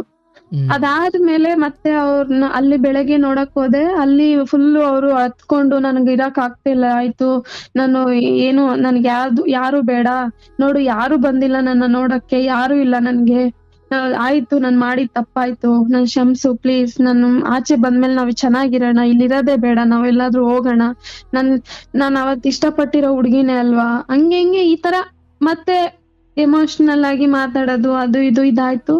ಸರಿ ಆಯ್ತು ಅಂತ ನಾನು ಅದನ್ನ ಮಾಡ್ದೆ. 15 ದಿವಸ ಮತ್ತೆ 20 ದಿವಸಕ್ಕೆ ಅವ್ರನ್ನ ಬಿಡಿಸ್ದೆ ಅಣ್ಣ. ನಾನು ಅವ್ರನ್ನ ನಾನೇ ಬಿಡಿಸ್ದೆ. ನನ್ನ ಗಾಡಿ ಏನ್ ತಗೊಂಡಿದ್ದೆ ಅದನ್ನು ಸಹ ನಾನು RC ಕಾರ್ಡ್ ಒತ್ತೆ ಇಟ್ಟು 50,000 ತಗೊಂಡು, ಅಮೌಂಟ್ ಇಷ್ಟು ಅಂತ ತಗೊಂಡು ಅವ್ರನ್ನ ನೋಡ್ಕೊಂಬರೋದು, ಅವ್ರಿಗೆ ಅಲ್ಲಿ ಖರ್ಚಿಗೆ ಕಾಸು ಕೊಡೋದು, ಈ ತರ ಎಲ್ಲ ಮಾಡ್ಕೊಂಡು ಅವ್ರನ್ನ ಹೆಂಗೋ ಆಚೆ ಕರ್ಕೊಂಬಂದೆ. ಆಚೆ ಬಂದ್ಮೇಲೆ ಮತ್ತೆ ರಿಜಿಸ್ಟರ್ ಆದ್ವಿ. ಮತ್ತೆ ಅದೇ 1.5 ತಿಂಗಳಲ್ಲಿ ಮತ್ತೆ ನಾನು ಕನ್ಸೀವ್ ಆದೆ. ಅಲ್ಲಿಗೆ ನಾನು ಕೆಲ್ಸಕ್ಕೆ ಹೋಗ್ತಾ ಇರ್ಲಿಲ್ಲ ಅವಾಗ. ಅವ್ರು ಅವಾಗ ತಾನೇ ಬಂದಿದ್ರು. ನನ್ ಜೀವನದಲ್ಲಿ ಎರಡನೇ ಸಲ ಮತ್ತೆ ತಪ್ಪು ಮಾಡ್ದೆ ನಾನು. ಅವತ್ತು ಅವ್ರು ಮತ್ತೇನೆ, ನೀನು ಕೆಲ್ಸಕ್ಕೆ ಹೋಗ್ತಿಲ್ಲ, ನಾನು ಕೆಲ್ಸಕ್ಕೆ ಹೋಗ್ತಿಲ್ಲ, ನಿನ್ಗೊಂದ್ ಸ್ಕ್ಯಾನಿಂಗ್ ಮಾಡಿಸ್ಬೇಕು, ನಿನ್ಗೇನಾದ್ರು ಒಂದು ಇಷ್ಟವಾದ ತಿನ್ನಿಸ್ಬೇಕು ಅಂದ್ರೆ ಆಗಲ್ಲ ನಮ್ ಕೈಲಿ. ನಾವ್ ಇವಾಗ ರಿಜಿಸ್ಟರ್ ಆಗಿದ್ದೀವಿ, ನಾವ್ ಇವಾಗ ಜೊತೆಲೇ ಇದೀವಲ್ಲ, ನಮ್ಗೆ ಒಂದ್ ಸ್ವಲ್ಪ ಇದಾಗಣ, ಒಂದ್ 6 ತಿಂಗಳಾದ್ರೂ ನಾವು ಅಷ್ಟೇ ಇದಾಗಣ, ಸೆಟಲ್ಡ್ ಆಗೋಣ, ಆಮೇಲೆ ಮಾಡ್ಕೊಳ್ಳೋಣ ಅಂದ ಒಂದ್ ಇದಕ್ಕೆ. ಅದು 1 ವೀಕ್ ನನ್ಗೆ ಫೋರ್ಸ್ಫುಲ್ ಹೇಳಿ ನಾನ್ ಇಂಪಾರ್ಟೆಂಟಾ ಇಲ್ಲ ಈ ಕಷ್ಟದಲ್ಲಿ ಹುಟ್ಟೋ ಮಗುನ ಇಂಪಾರ್ಟೆಂಟ್ ಅಂದಿದ್ಕೆ ನಾನು ಅವತ್ತೂನು ಅವ್ರು ಮತ್ತೆ ಅವತ್ತು ಗೊತ್ತಿಲ್ಲದೆ ಅವ್ರ ಮಾತ್ರೆ ತಗೊಂಡ್ಬಂದಿದ್ರು ನನ್ಗೆ. ಅವತ್ತು ಗೊತ್ತಿದ್ದು ಅವ್ರ ಮಾತ್ರೆ ತಗೊಂಡ್ಬಂದಾಗ ನಾನ್ ತಗೋಬಿಟ್ಟೆ. ನೀವು ಮದುವೆ ಆಗಿದ್ರ? ರಿಜಿಸ್ಟರ್ ಆಗಿದ್ದೆ ನಾನು. ಮತ್ತೆ ಅದೇ ದೇವ್ರು ನನಗೆ ಸೂಚನೆ ಕೊಟ್ಟಿದ್ದೇನೆ, ಇವ್ರು ಒಂದಲ್ಲ ಒಂದಿನ ನಿನಗ್ ಮೋಸ ಮಾಡ್ ದಿನ ಬರುತ್ತೆ, ಅದಕ್ಕೋಸ್ಕರ ನೀನ್ ಇದನ್ನ ಜೋಪಾನವಾಗಿ ಇಟ್ಕೋ ಅಂತ ನನ್ಗ ಅವಾಗ್ಲೇ ಕೊಟ್ಟಿದ್ದೇನು. ನಾನು ಅದನ್ನ ಅರ್ಥ ಮಾಡ್ಕೊಳ್ಳಿಲ್ಲ. ಮತ್ತೆ ಅದು ಹೋಯ್ತು. ಮತ್ತೆ ಅದೇ ಅವ್ರ ಮಾತ್ ಕೇಳಿ ನನ್ಗೆ ಹೋಯ್ತು. ಮತ್ತೆ ಅದೇ ತರ ಕೋರ್ಟಲ್ಲಿ ಇದಾಗ್ತಿತ್ತು, ಕೇಸ್ ನಡೀತಾ ಇತ್ತು, ಜೊತೆಲೆ ಹೋಗ್ತಿದ್ವಿ. ಇಲ್ಲ ಮೇಡಮ್, ಇಲ್ಲ ಸ್ವಾಮಿ, ನಾವು ಇಬ್ರು ಚೆನ್ನಾಗಿದ್ದೀವಿ, ಜೊತೆಲೆ ಇದೀವಿ, ಮದ್ವೆ ಆಗಿದ್ದೀವಿ, ಈ ಒಂದು ವಿಚಾರಕ್ಕೆ ನಾವು ಈ ತರ ಬಂದಿದ್ದು, ಕೇಸ್ ಮಾಡಿದ್ದು, ಇವತ್ತಿನ ದಿನ ಚೆನ್ನಾಗಿದ್ದೀವಿ ಅಂತ ಹೇಳಿ ಅವ್ರ ಮುಂದೆ ಹೇಳ್ಕೊಂಡು ಹಂಗೇ ನಡೀತಾ ಇತ್ತು. ಹ್ಮ್ ಈ ಹಂಗೇ ನಡ್ಕೊಂಡು 2 ವರ್ಷ ಕಳೀತು ಅಣ್ಣ. ಹ್ಮ್ 2 ವರ್ಷ ಕಳೀತು. ಇವಾಗ ಅವರು ಲಾಯರ್ ಹೇಳಿದಾರೆ ಅವ್ರಿಗೆ, ಹ್ಮ್ ಪ್ರತಿ ಸಲ ನಾನು ಅವತ್ತು ಮಗು ಕಳ್ಕೊಂಡಿದ್ದಕ್ಕೆ ಅದೇ ಒಂದ್ ಕಾರ್ಡ್ ಇರ್ತಿತ್ತು. ನಾನು ಯಾವಾಗ್ಲೂ ನಾನೇ ಕೇಳ್ತಿದ್ದೆ, ನನಗ್ ಮಗು ಬೇಕು ಈ ತರ ಅಂತ. ಅವ್ರು ಪದೇ ಹೇಳ್ತಿದ್ದು ಒಂದೇ, ಕೇಸ್ ಕ್ಲಿಯರ್ ಆಗ್ಲಿ, ಮಾಡ್ಕೊಳ್ಳೋಣ, ಕೇಸ್ ಕ್ಲಿಯರ್ ಆಗ್ಲಿ ಅಂತ. ಸರಿ ಹೇಳ್ತಿದಾರಲ್ವಾ, ನಮ್ಗೋಸ್ಕರನೇ ಅಲ್ವಾ, ನಮ್ ಜೀವನಕ್ಕೋಸ್ಕರನೇ ಅಲ್ವಾ ಅಂತ ಹೇಳಿ ಈ ತರ ಎಲ್ಲ ನಾನು ಸುಮ್ನೆ ನಂಬ್ಕೊಂಡಿದ್ದೆ. ಇವಾಗ ಅವ್ರ ಲಾಯರು ಇನ್ನೊಂದ್ 2-3 ಡೇಟ್ ಅಲ್ಲಿ ಕ್ಲಿಯರ್ ಆಗ್ಬಿಡುತ್ತೆ ಅಂದಿದ್ರು ಅಂತ ಹೇಳಿದಾರೆ. ಹೇಳಿದ್ದೇ ಕ್ಷಣ, ಅವ್ರು ಹೇಳಿದ ತಕ್ಷಣನೇ ಆ 1 ವಾರ ಚೆನ್ನಾಗಿದ್ದಾರೆ. ಅವತ್ತಿಂದ ಸ್ಟಾರ್ಟ್. ಇಲ್ಲ, ನಾನು ಅವತ್ತು ಜೈಲಿಂದ ಬಂದಿದ್ದ ದಿನಾನೇ ನಾನು ಹೋಗ್ಬೇಕು ಅಂತ ಡಿಸೈಡ್ ಮಾಡಿದ್ದೆ. ಆದ್ರೆ ಅದು ಕೇಸ್ ಕ್ಲಿಯರ್ ಆಗ್ಲಿ, ಕೇಸ್ ಕ್ಲಿಯರ್ ಮಾಡ್ಕೊಂಡು ಹೋಗೋಣ ಅಂತ ನಿನ್ ಜೊತೆಲಿ ಬಂದಿತ್ತು ನಾನು. ಇದು ಒಂದು ನನಗೆ ಯಾವ ತರ ಅದನ್ನ ತಗೋಬೇಕು ಅಂತ ಗೊತ್ತಾಗ್ಲಿಲ್ಲ. ಒಂದೊಂದೇ ಅದಾದ್ಮೇಲೆ ನಾನ್ ಕೇಸ್ ಕ್ಲಿಯರ್ ಆಗಿದ ತಕ್ಷಣನೇ ನಿನಗ್ ಡೈವರ್ಸ್ ಕೊಡ್ಬೇಕು, ನೆಕ್ಸ್ಟ್ ಡೇನೆ ಡೈವರ್ಸ್ ಕೊಡ್ಬೇಕು ಅಂತ ನಾನು ಇದ್ದಿದ್ದು. ಹ್ಮ್ ಇದು ಒಂದು. ಆಮೇಲೆ ಈ ಕೇಸ್ ನಾನು ಆ ಹುಡುಗಿನೇ ಮದ್ವೆ ಆಗ್ತೀನಿ, ಮತ್ತೆ ನೀನ್ ನನ್ ಲೈಫಲ್ಲಿ ಇರ್ಬಾರ್ದು. ಮತ್ತೆ ಇಷ್ಟು ದಿನ ಚೆನ್ನಾಗೇ ಇದ್ದೆ, ಇಷ್ಟು ದಿನ ನಾವು ರಿಜಿಸ್ಟರ್ ಆಗಿದ್ದೀವಿ, ಮದ್ವೆ ಆಗಿದ್ದೀವಿ, ಇದಕ್ಕೆ ನನಗ್ ಗೊತ್ತಿಲ್ಲ ನಾನು ಮತ್ ನನ್ ಜೀವನ ಏನಾಗ್ಬೇಕು. ಇಷ್ಟು ಚಿಕ್ಕ ವಯಸ್ಸಿಗೆ ಗಂಡ ಬಿಟ್ಟಿರೋಳು ಅಂತ ಹೆಂಗ್ ಬದುಕಕ್ಕಾಗುತ್ತೆ ಸಮಾಜದಲ್ಲಿ? ನಾನ್ ಹೆಂಗಿರಕ್ಕಾಗುತ್ತೆ? ನನಗೇನು ಅಟ್ಲೀಸ್ಟ್ ನನಗೇನು ಆಧಾರ ಇದೆ ಅಂತ ನಾನು ಹೆಂಗೆ ಜೀವನ ಮಾಡ್ಲಿ? ನಾನು ಏನು ಇಲ್ಲ ಅಂದ್ರೆ ಹೆಂಗ್ ಜೀವನ ಮಾಡಕ್ಕಾಗುತ್ತೆ? ನಾನು ಹಿಂಗೆ ನಡು ದಾರಿಲ್ ನಾನ್ ಬಿಟ್ಟು ಹೋಗ್ತೀನಿ, ನೀನ್ ನನ್ಗಿಷ್ಟ ಇಲ್ಲ, ನನ್ಗೆ ಆ ಹುಡುಗಿನೇ ಬೇಕು ಅಂದ್ರೆ ನಾನೇನಾಗ್ಬೇಕು? ಇದೇ ಮಾತು ನೀನು ಅವತ್ತೇನೆ ಹೇಳಿದ್ರೆ ಇಷ್ಟು ವರ್ಷ ಬರ್ತಿರ್ಲಿಲ್ಲ, ಇಷ್ಟು ವರ್ಷ ಜರ್ನಿ ಮಾಡ್ತಿರ್ಲಿಲ್ಲ, ಇಷ್ಟು ವರ್ಷ ನಾನ್ ನಿನ್ನ ಅಷ್ಟೊಂದ್ ಹಚ್ಕೊಂತಿರ್ಲಿಲ್ಲ. ಇಷ್ಟು ವರ್ಷದಲ್ಲಿ, ಈ 2 ವರ್ಷದಲ್ಲಿ ಮನೆಯವರು ಮಾತಾಡ್ಸಿರ್ಲಿಲ್ಲ ಅಣ್ಣನನ್ನ. ಇನ್ನೊಂದು ಯಾವ ಫ್ರೆಂಡ್ಸ್ಗೂನು ನಾನ್ ಟೈಮ್ ಕೊಟ್ಟಿಲ್ಲ, ಫ್ರೆಂಡ್ಸ್ ಜೊತೆನೂ ನಾನ್ ಸೇರಿಲ್ಲ. ಕೆಲ್ಸಕ್ ಹೋಗೋದು ಬರೋದು, ನನಗೆ ಅಂತ ಯಾರಾದ್ರೂ ಇದಾರೆ ಅಂದ್ರೆ ನನ್ ಗಂಡ ಅಷ್ಟೇ ಅನ್ಕೊಂಡು ಇದೇ ಒಂದ್ ಇದ್ರಲ್ಲಿ ನಾನ್ ಸುತ್ತ ಬೇಲಿ ಹಾಕೊಂಡು ಆ ಬೇಲಿಲಿ ಇವ್ರು ನಾನು ಮಾತ್ರ, ನನಗೆ ಅಂತ ಇರೋದು ಅವ್ರು ಮಾತ್ರ ಅಂತ ಅನ್ಕೊಂಡೇ ನಾನ್ ಬದುಕಿದ್ದೀನಿ. ಇವಾಗ ಸಡನ್ ಆಗಿ ನನಗ್ ನೀನ್ ಇಷ್ಟ ಇಲ್ಲ. ಹೌದು, ನಾನು ಇಷ್ಟು ದಿನ ಇದ್ದಿದ್ದು ನಾನ್ ಮೋಸ ಮಾಡಿದೀನಿ, ಇಷ್ಟು ದಿನ ಇದ್ದಿದ್ದು ನಾಟಕನೇ ಅಂತ ಇವಾಗ ಒಟ್ನಲ್ಲಿ ನನ್ ಜೀವನ ನಾನ್ ಸರಿ ಮಾಡ್ಕೋಬೇಕು ಅಂತ ಅನ್ಕೊಂಡು ನಾನೇನೋ ಮಾಡ್ದೆ. ಆದ್ರೆ ಇವಾಗ ಅರ್ಥ ಆಗ್ತಿದೆ, ನನ್ ಜೀವನ ನಾನ್ ಸರಿ ಮಾಡ್ಕೊಂಡಿಲ್ಲ, ಇನ್ನೂ ತುಂಬಾ ಹಾಳ್ ಮಾಡ್ಕೊಂಬಿಟ್ಟೆ ನಾನು ನನ್ ಜೀವನನ. ಇವಾಗ ಮನೆಯವರು ಸ್ವಲ್ಪ ಮಾತಾಡ್ತಾರೆ. ಈ 1 ತಿಂಗಳಿಂದ ಅವ್ರು ಫೋನ್ ಮಾಡಿದ್ದು, ಅಂದ್ರೆ ಅವ್ರು ಹೇಳ್ತಿರೋದು, ನೀನು ಏನೋ ಒಂದ್ ತಪ್ಪು ಮಾಡಿದ್ಯಾ, ಅದನ್ನ ತಿದ್ಕೊಂಡು ಸರಿ ಮಾಡ್ಕೊಂಡ್ ಜೀವನ ಮಾಡ್ತಿದ್ಯಾ, ಎಲ್ಲೋ ಒಂದ್ ಕಡೆ ಚೆನ್ನಾಗಿದ್ಯಾ ಅಂತ ನಾವ್ ಸುಮ್ನೆ ಇದ್ವಿ. ಆದ್ರೆ ಇವತ್ತಿನ ದಿನ ಅವ್ನ್ ಈ ತರ ಮಾಡ್ತಿದ್ದಾನೆ ಅಂದ್ರೆ ಅಂತ ಹೇಳಿ ಅವ್ರು ಮಾತಾಡಿದ್ರು. ಅವ್ರಿಗೂನು ಹೇಳಿದಾನೆ ಇವನು, ನೀವ್ ಅವತ್ತಿನ ದಿನ ಬಂದಿದ್ರಾ, ಮದ್ವೆ ಮಾಡ್ಕೊಟ್ಟಿದ್ರಾ, ಇಲ್ಲ ನಾನ್ ಮದ್ವೆ ಆಗ್ಬೇಕಾದ್ರೆ ನೀವ್ ಬಂದಿದ್ರಾ, ಇವಾಗ ಏನಕ್ ಬರ್ತಿದ್ದೀರಾ ಅಂತ ಹೇಳಿರೋದಕ್ಕೆ ಅವರು ಇನ್ನು ಇವಾಗ ಮಾತಾಡ್ತಿಲ್ಲ ನನ್ ಜೊತೆ, ಬರ್ತಾ ಇಲ್ಲ. ಇವಾಗ 2 ಆಪ್ಷನ್ ಕೊಡೋದವ್ರು, ಒಂದು ಅವ್ರನ್ನ ಇನ್ನೊಂದ್ ಹುಡುಗಿನೂ ಮದ್ವೆ ಆಗ್ತಾರಂತೆ, ನಾನು ಇರ್ಬೇಕಂತೆ. ಇನ್ನೊಂದು ನನ್ನನ್ನ ತೊರೆದು ಡೈವರ್ಸ್ ಕೊಟ್ಟು ಹೋಗ್ತಾರಂತೆ. ಈ ತರ ಆಗಿದೆ. ಆ ಹೆಣ್ಣನ್ ಮದುವೆ ಆಗಿ ನೀವು ಒಂದು ಕಡೆ ಇರೋದು, ಆ ಹೆಣ್ಣಿಗೂ ಒಪ್ಪಿಗೆ ಇದೆಯಾ? ಅವ್ರಿಗೂ ಒಪ್ಪಿಗೆ ಇದೆ. ಆ ಹೆಣ್ಣಿಗೂ ಅವರು ಏನ್ ಹೇಳ್ತಾರೆ, ನೀನ್ ಹೆಂಡತಿ ಜೊತೆ ಏನಾದ್ರೂ ಆಗಿರ್ಬೋದು, ಆದ್ರೆ ಇವತ್ತಿನ ದಿನ ನೀನ್ ನನ್ ಜೊತೆ ಹೆಂಗಿರ್ತೀಯ ಅದಷ್ಟೇ ನನಗೆ ಇಂಪಾರ್ಟೆಂಟ್. ಅರ್ಥ ಆಗ್ಲಿಲ್ಲ. ಅವರು ಇವಾಗ ಆ ಹೆಣ್ಣು ಹೇಳೋದು, ಅವರು ಹೆಂಗಿರ್ತೀಯ ನನಗ್ ಬೇಡ, ನನ್ ಜೊತೆ ನೀನ್ ಗಂಡನಾಗಿ ನನ್ ಜೊತೆ ಇದ್ದಾಗ ನೀನ್ ಹೆಂಗಿರ್ತೀಯ ಅಷ್ಟೇ ಮುಖ್ಯ ಅಂತನಾ? ಹೌದು. ಅಯ್ಯೋಯ್ಯೋ, ಈ ತರ ಒಪ್ಪಿಗೆ ಇದೆಯಾ ಅದು? ನನಗೆ ಯಾವ ಹೆಣ್ಣಿಗಾದ್ರೂ ಒಪ್ಪಿಗೆ ಇರುತ್ತೆ ಅಣ್ಣ. ಒಂದು ಹೆಣ್ಣಿಗೆ ಗಂಡ ಮನೆಯಿಂದ ಬೆಳಗ್ಗೆ ಮನೆಯಿಂದ ಆಚೆ ಹೋಗ್ಬೇಕಾದ್ರೆ ಸಂಜೆ ಯಾವಾಗ ಬರ್ತಾನೆ ಅಂತ ಕಾಯೋ ಹೆಣ್ಣು, ಅದೆಂಗೆ ತನ್ನ ಗಂಡನ್ ಇನ್ನೊಂದು ಹೆಣ್ಣನ್ ಜೊತೆ ಹೆಂಗ್ ಹಂಚ್ಕೊಳಕ್ ಇಷ್ಟ ಪಡ್ತಾಳೆ ಅಣ್ಣ. ಮತ್ತೆ ಆ ಹೆಣ್ಣು ಒಪ್ಕೊಂಡ್ರು ದುರಂತ. ಅಯ್ಯೋ ಇಲ್ಲಿ ಅದೇ ಬಂದಿರೋದು ಅಣ್ಣ. ಪ್ರತಿ ಸಲ ಆ ಹೆಣ್ಣು ಸಾಥ್ ಕೊಡ್ತಿದಾರಲ್ಲ, ನಾನಿದ್ದೀನಿ, ಆಯ್ತು ನಾನು ಎಷ್ಟು ದಿನ ಆದ್ರೂ ಕಾಯ್ತೀನಿ, ಎಷ್ಟು ವರ್ಷ ಆದ್ರೂ ಕಾಯ್ತೀನಿ ಅನ್ನೋದು ಮಾತಿದೆಯಲ್ಲ, ಅದು ಇವ್ರಿಗೆ ಇನ್ನೂ ಇದ್ದಷ್ಟು ಮತ್ತಷ್ಟು ಇವ್ರಿಗೆ ಒಂಥರ ಇದ್ ಮಾಡ್ತಿದೆ, ಪ್ರೋತ್ಸಾಹ ತರ. ಇವ್ರಿಗೆ ನಾನು ಒಂದೇ ಕೇಳ್ಕೊಂಡಿದ್ದಣ್ಣ ಇವ್ರ ಹತ್ರ, ಅಟ್ಲೀಸ್ಟ್ ಒಂದ್ ಪಕ್ಷ ನನಗೆ ಒಂದು ಮಗುನಾದ್ರೂ ಇದ್ದಿದ್ರು ನಾನು ಇಷ್ಟೊಂದು ಯೋಚನೆ ಮಾಡ್ತಿರ್ಲಿಲ್ಲ. ನಾನು ಹೆಂಗೋ ನನ್ಗೋಸ್ಕರ ಒಂದ್ ಜೀವ ಇದೆಯಲ್ಲ ಅಂತ ಹೇಳಿ ನಾನು ಎಲ್ಲೋ ಒಂದ್ ಕಡೆ ಬದುಕೊಳ್ತಿದ್ದೆ. ಇವತ್ತಿನ ದಿನ ನನ್ಗೆ ಅದು ಇಲ್ದಂಗ್ ಮಾಡಿದಾರೆ ಅವರು. ಅದು ಇಲ್ದೆ ಮಾಡಿ ನನ್ ಜೀವನ ಈ ತರ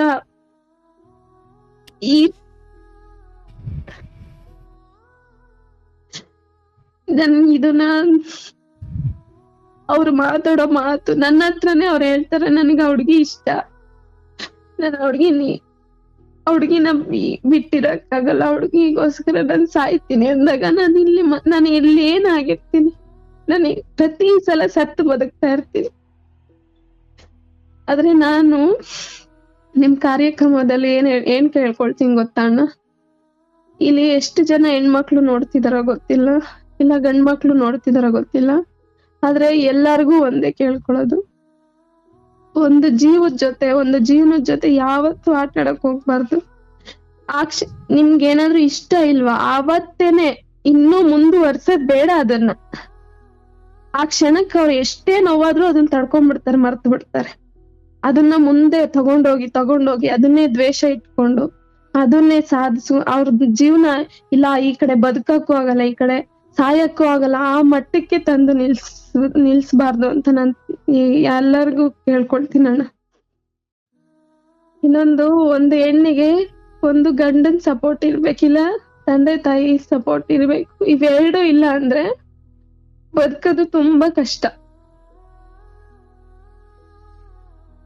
ಇಲ್ಲ ತಾನ್ ಹೊಟ್ಟೆಲಿಟ್ಟಿರೋ ಒಂದು ಮಗುನಾದ್ರೂ ಇದ್ರೆ, ಅಯ್ಯೋ ನನಗೆ ಅಂತ ಯಾರು ಇಲ್ಲ, ನಾನು ಇದಕ್ಕೋಸ್ಕರ ನಾನ್ ಬದುಕ್ಬೇಕು, ಇದ್ರ ಭವಿಷ್ಯ ನೋಡ್ಬೇಕು, ಇದಕ್ಕೋಸ್ಕರ ನಾನು ಒಂದ್ ಚಾಲೆಂಜ್ ಆಗಿ ತಗೊಂಡು ಬದುಕ್ತಾಳೆ ಹೆಣ್ಣು.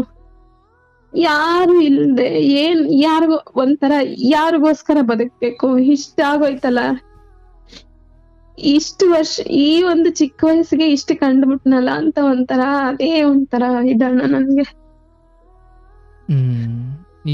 ಈಗ ಏನ್ ಸ್ಥಿತಿ ಇದೆ ಅಥವಾ ಈಗ ಯಾವ ಪರಿಸ್ಥಿತಿಲಿದೆ?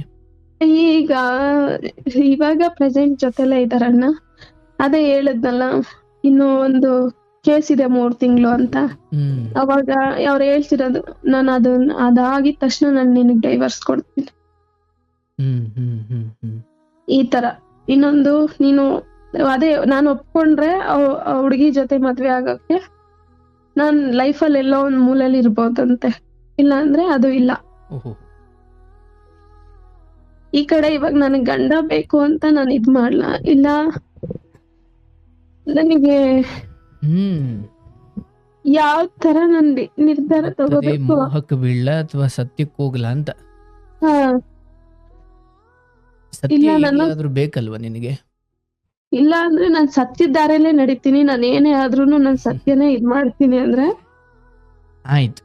ಆ ಬಗ್ಗೆ ನಾನು ಮಾತಾಡ್ತೀನಿ, ಬಟ್ ನನ್ಗೆ ಅರ್ಥ ಆಗುತ್ತವ. ಈಗ ನಾನು ಹೇಳ್ತಾ ಹೋದ್ರೆ ನಿನ್ನ ಎಡವಟ್ಟುಗಳನ್ನು ಒಂದು ದೊಡ್ಡ ಲಿಸ್ಟ್ ಮಾಡಿ ಹೇಳ್ಬೋದು. ಹೌದು ಅಣ್ಣ, ನಾನು ಅದೇ ಹೇಳ್ತಿರೋದು, ಜೀವನದಲ್ಲಿ ನಾನು ತುಂಬಾ ಎಡವಿದ್ದೀನಿ. ನಾನು ಒಂದು ಎಡವಿರೋ ತಪ್ಪಿಗೆ, ನಾನು ಒಂದು ತಪ್ಪು ಮಾಡಿದ್ದಕ್ಕೋಸ್ಕರ ಆ ತಪ್ಪನ್ನ ತಿದ್ಕೊಳಕ್ ಇನ್ನೊಂದ್ ತಪ್ಪು ಮಾಡಿದೆ. ಆಗ ನೋಡಿದ್ರೆ ನಿನ್ನ ವ್ಯಕ್ತಿತ್ವ ಇವತ್ತಿಗೆ ದೇವರಾಗಿ ನಿಂತ್ಕೊಳ್ತಾ ಇದ್ದೆ ನಿನ್ನ ಕುಟುಂಬಕ್ಕೆ. ಯಾಕಂದ್ರೆ ಆರಂಭದಲ್ಲಿ ನೀನು ತೆಗೆದುಕೊಂಡ ಜವಾಬ್ದಾರಿ, ನಿನ್ನ ನಡೆದುಕೊಂಡ ರೀತಿ, ಮನೆಯವರಿಗೆ ಕೊಟ್ಟ ಗೌರವ ಹಾಗೂ ತಮ್ಮಗೋಸ್ಕರ ನಿನ್ನ ವಿದ್ಯಾಭ್ಯಾಸವನ್ನ ತೊರೆದ ರೀತಿ, ಅಂದ್ರೆ ಆ ವ್ಯಕ್ತಿತ್ವವನ್ನು ನೀನು ಹಾಗೆ ಮುಂದುವರಿಸ್ಕೊಂಡು ಬಂದಿದ್ರೆ ಇವತ್ತು ನೀನು ಇಡೀ ಊರೇ ನಿನ್ನ ಮಾತು ಕೇಳ್ತಿದ್ದ, ಆ ರೇಂಜ್ಗೆ ಇರ್ತಾ ಇದ್ದೆ ನೀನು. ಹೌದು ನಾನು ಅದೇ.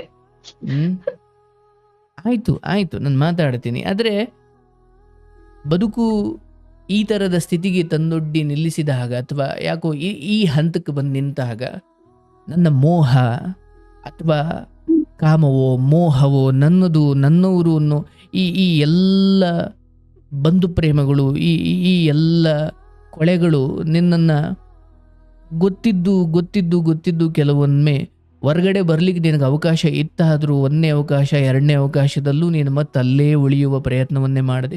ನೀನು ಅವತ್ತಿಗೆ ಅಂದ್ಕೊಳ್ತಾ ಇದ್ದೆ, ಓಕೆ ಈಗಲಾದರೂ ನನಗೊಂದು ಅವಕಾಶ ಸಿಕ್ತು, ನಾನು ಹೊರಗಡೆ ಬರೋಣ ಅಥವಾ ಇದನ್ನು ನಾನು ನನ್ನದಾಗಿಸಿಕೊಳ್ಳೋಣ ಅಥವಾ ಈಗಲಾದರೂ ನಾನು ಇದರೊಂದಿಗೆ ಬದುಕಿ ಇದನ್ನು ಅಫಿಷಿಯಲ್ ಮಾಡಿಕೊಳ್ಳೋಣ ಅಂತ ಪ್ರತಿ ಬಾರಿ ನಿನ್ನ ಯೋಚನೆ ಆಯಾ ಸ್ಥಿತಿಗೆ ತಕ್ಕಂತೆ ಇತ್ತಾದರೂ ಕೂಡ ನಿನ್ನ ಜೊತೆಗಿದ್ದವರ ಒಳಗೊಂದು ಹೊರಗೊಂದಿತ್ತು, ಆದ್ರೆ ನಿನಗೆ ಅದು ತಿಳಿಯೋದು ತಡವಾಯಿತು.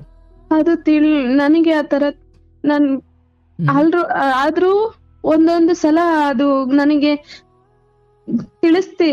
ತಿಳ್ಕೊಳ್ಳೋ ತರ ಬರ್ತಿತ್ತು ಸಂದರ್ಭ. ಆದ್ರೆ ಅದೇ ಕ್ಷಣ ಮತ್ತೆ ಅದು ವ್ಯಾಮೋಹಕ್ಕೆ ಬೀಳ್ತಿದ್ದೆ ನಾನು. ಅಲ್ಲವಾ, ನನಗೆ ಒಂದೊಂದು ಸಲ ಅವರು ವ್ಯಾಮೋಹ ಕಾಂಟೆಕ್ಸ್ಟ್ ಅಲ್ಲಿ ಆಗಿರ್ಬೋದು, ಅವರ ಒಂದು ಮೆಸೇಜಸ್ ಅಲ್ಲಿ ಆಗಿರ್ಬೋದು, ಇದ್ರಲ್ಲಿ ಒಂದೊಂದ್ಸಲಿ ನಾನೇ ನೋಡ್ತಾ ಇದ್ದೆ. ನೋಡ್ದಾಗ ಏನ್ ಅನ್ನಿಸ್ತಿತ್ತು, ಆ ಕ್ಷಣಕ್ಕೆ ಜಗಳ ಮಾಡ್ತಿದ್ದೆ. ಮತ್ತೆ ಇನ್ನೊಂದ್ ಕಡೆ ಏನ್ ಅನ್ನಿಸ್ತಿತ್ತು, ಒಂದು ಸಲಿ ಮದ್ವೆ ಆದ್ಮೇಲೆ ಯಾರ್ ತಾನೇ ಬಿಡಿಸ್ತಾರೆ, ಇಲ್ಲ ಯಾರ್ ತಾನೇ ಬಿಟ್ಟು ಹೋಗ್ತಾರೆ. ಒಂದು ನಾವೇನಾದ್ರೂ ತಪ್ಪು ದಾರಿಲಿ ನಡೀತಾ ಇದ್ದೆ, ಅದನ್ನ ನೋಡಿ ಬಿಟ್ಟು ಹೋಗೋ ಚಾನ್ಸ್ ಇರುತ್ತೆ. ಇಲ್ಲ ಅಂದ್ರೆ ನಾವೇನೋ ಅವ್ರಿಗೆ ಫೋರ್ಸ್ಫುಲಿ ಏನಾದ್ರೂ ಒಂದು ಇದು ಮಾತಾಡ್ತಾನೆ ಇದ್ರೆ ಅದಕ್ಕೇನಾದ್ರೂ ಇದಾಗುತ್ತೆ. ನಾನು ಅವೆರಡೂ ಮಾಡ್ತಾ ಇಲ್ಲ. ನಾನು ಈಗಿರೋ ಫ್ರೆಂಡ್ಸ್ ಆಗಿರ್ಬೋದು. ಕೇಳಿಸ್ಕೊ ಬಿಡು. ಈಗ ನೀನು ನಿನಗೆ ಬೇಕಾದಂಗೆ ಇದನ್ನು ತಿಳ್ಕೊಳ್ಳೋದಲ್ಲ. ವಾಸ್ತವವಾಗಿ ಒಂದು ಹೆಣ್ಣು ಮಗಳಾಗಿ ನಿನ್ನ ನೀಚ ಪ್ರವೃತ್ತಿಯಿಂದ ನಿನ್ನ ಬದುಕನ್ನು ಇಲ್ಲಿಗೆ ತಂದಿಟ್ಕೊಂಡಿದ್ಯಾ? ಹೌದು ಅಣ್ಣ, ಅದು ಸತ್ಯ. ಇವತ್ತಿಗಾದ್ರೂ ನಿನ್ನಲ್ಲಿ ಅದೇ ಮೋಹ ಉಳಿದಿದೆ ಅಂದ್ರೆ ಅದು ನಿನ್ಗೆ ಹೇಳೇನ್ ಪ್ರಯೋಜನ?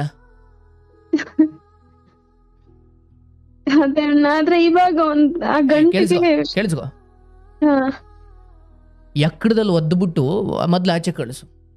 ಏನು ಪರವಾಗಿಲ್ಲವಾ, ಮದುವೆ ಹಾಗೆ ಉಳಿ, ಅಥವಾ ಇನ್ನೂ 5 ವರ್ಷ ಆದರೂ ಇಲ್ಲೋ ನೀನು ಇಲ್ಲೆಲ್ಲೋ ಸ್ವಾಭಿಮಾನ ಕಳ್ಕೊಂಡು ಎಲ್ಲೋ ಹಿಟ್ಕೊಂಡವಳಂತೆ ಬದುಕೋದಂತೆ, ಅವನಲ್ಲಿ ಇನ್ನೊಂದು ಯಾವುದೋ ಹೆಣ್ಣಿನ ಜೊತೆ ಬದುಕೋದು. ಅರೆ, ಆ ಬದುಕನ್ನು ಸೆಕೆಂಡ್ ಥಾಟ್ ಆಗು ಇಟ್ಕೊಳ್ಬಾರ್ದವ. ಏನು ಪರವಾಗಿಲ್ಲ, ಇವತ್ತು ಹೆಣ್ಣು ಸಿಕ್ತಿಲ್ಲ ಅಂತ ಒದ್ದಾಡ್ತಾವ್ರೆ, ಎಲ್ಲವೂ ನಿನಗೂ ಒಂದು ಕಡೆ ಒಂದು ಬದುಕು ಆಗುತ್ತೆ. ಮೊದಲು ಇನ್ನೊಂದು ಮದುವೆ, ಅದು ಮತ್ತೊಂದು ಅವೆಲ್ಲ ಬಿಟ್ಬಿಡು. ಸ್ವಾಭಿಮಾನ ಅಥವಾ ಒಂದು ನಾನು ಜೀವನದಲ್ಲಿ ತಗೊಂಡಿರೋ ನಿರ್ಧಾರ ಈಗಾಗ್ಲೇ ತಪ್ಪಾಗಿದೆ. ನಾನು ಇನ್ನೊಂದು ಮದ್ವೆ ಅಂತ ಅದ್ರ ಕಡೆ ನನ್ ಗಮನ ಇಲ್ಲ. ಈಗ ನನ್ನ ವಿಚಾರವೂ ಅದಲ್ಲ. ಮೊದಲನೇದಾಗಿ ಈ ತರದ ವ್ಯಕ್ತಿತ್ವಗಳೊಂದಿಗೆ ಅವನೇ ಕಾಲಿಗೆ ಬಿದ್ದರೂ ಬದುಕಬಾರ್ದು. ನಿನಗೆ ಅನ್ಯಾಯ ಆಗಿದೆ, ನಿನಗೆ ಮೋಸ ಆಗಿದೆ, ಅವನಿಂದ ಎಡವಟ್ಟಾಗಿದೆ, ನೀನು ಕೊಡಬಹುದಾದ ಶಿಕ್ಷೆಗಿಂತ ವಿಧಿ, ಅದರಲ್ಲೂ ಸ್ಪಷ್ಟವಾಗಿ ಹೇಳ್ತೀನಿ ಕೇಳ್ಕೊ. ಯಾವ ಹೆಣ್ಣನ್ನ ಇವತ್ತು ನಾನು ಮದುವೆ ಆಗಬೇಕು, ಅದೇ ಹೆಣ್ಣಿನಿಂದ ಈತನಿಗೆ ನರಕ ಇದೆ, ಆಯಿತು, ನಾನು ಅದ್ರ ಬಗ್ಗೆ ಮಾತಾಡಲ್ಲ. ಆದರೆ ನೀನು ಕೊಡಬಹುದಾದ ನರಕಕ್ಕಿಂತ ಅಥವಾ ಶಿಕ್ಷೆಗಿಂತ ವಿಧಿ ಅವನಿಗೆ ಬಹಳ ಹಿರಿದಾದ ದೊಡ್ಡ ನರಕವನ್ನು ತೋರಿಸುತ್ತೆ. ನಿನಗೆ ಇವತ್ತೊಂದು ಅವಕಾಶ ಇದೆ. ಈ ಥರದ ಮನಸ್ಥಿತಿಗಳಿಂದ, ಈ ಥರದ ನಾಳೆ ದಿನ ನಿನ್ನನ್ನು ಕೊಲೆ ಮಾಡಲಿಕ್ಕೂ ಎಸೋರಲ್ಲ. ಬೇಡ, ಈ ಸಹವಾಸಗಳೇ ಬೇಡ. ನೀನು ಇವತ್ತಿಗೆ ಸಮಾಜ ನಾಳೆ ನಿನಗೇನು ಅನ್ನುತ್ತೆ, ಒಂಟಿ ಜೀವನ ಹೆಂಗೆ, ಅಥವಾ ನನಗೊಂದು ಮಗು ಇಲ್ಲ, ಅದು ಹೆಂಗೆ, ಇದು ಹೆಂಗೆ, ಏನೂ ಇಲ್ಲವಾ. ಈ ನನಗೆ ನಾನು ಇನ್ನೊಂದು ಹೆಣ್ಣನ್ನು ನೋಡ್ಕೊಂಡಿದ್ದೀನಿ, ಅವಳು ಮದುವೆ ಆಗದಿದ್ರು ಇನ್ನೊಂದು ಯಾವುದೋ ನೋಡ್ಕೊಳ್ಳುವಂಥ ಚಪ್ಪಲ ಚೆನ್ನಿಗರಾಯರಿರ್ತಾರೆ ಇವರೆಲ್ಲ. ಅದು ಅವಳೇ ಬರಬೇಕು ಅಂತ ಏನಿಲ್ಲ. ನಾಳೆ ಅವಳು ಬಿಟ್ಟರು ಕೂಡ ಇನ್ನೊಬ್ಬಳ ಹತ್ರ ಹೋಗುತ್ತಾರೆ. ನೀನು ನಿನ್ನ ಜೀವ ಉಳಿಸ್ಕೊ ಮೊದಲು.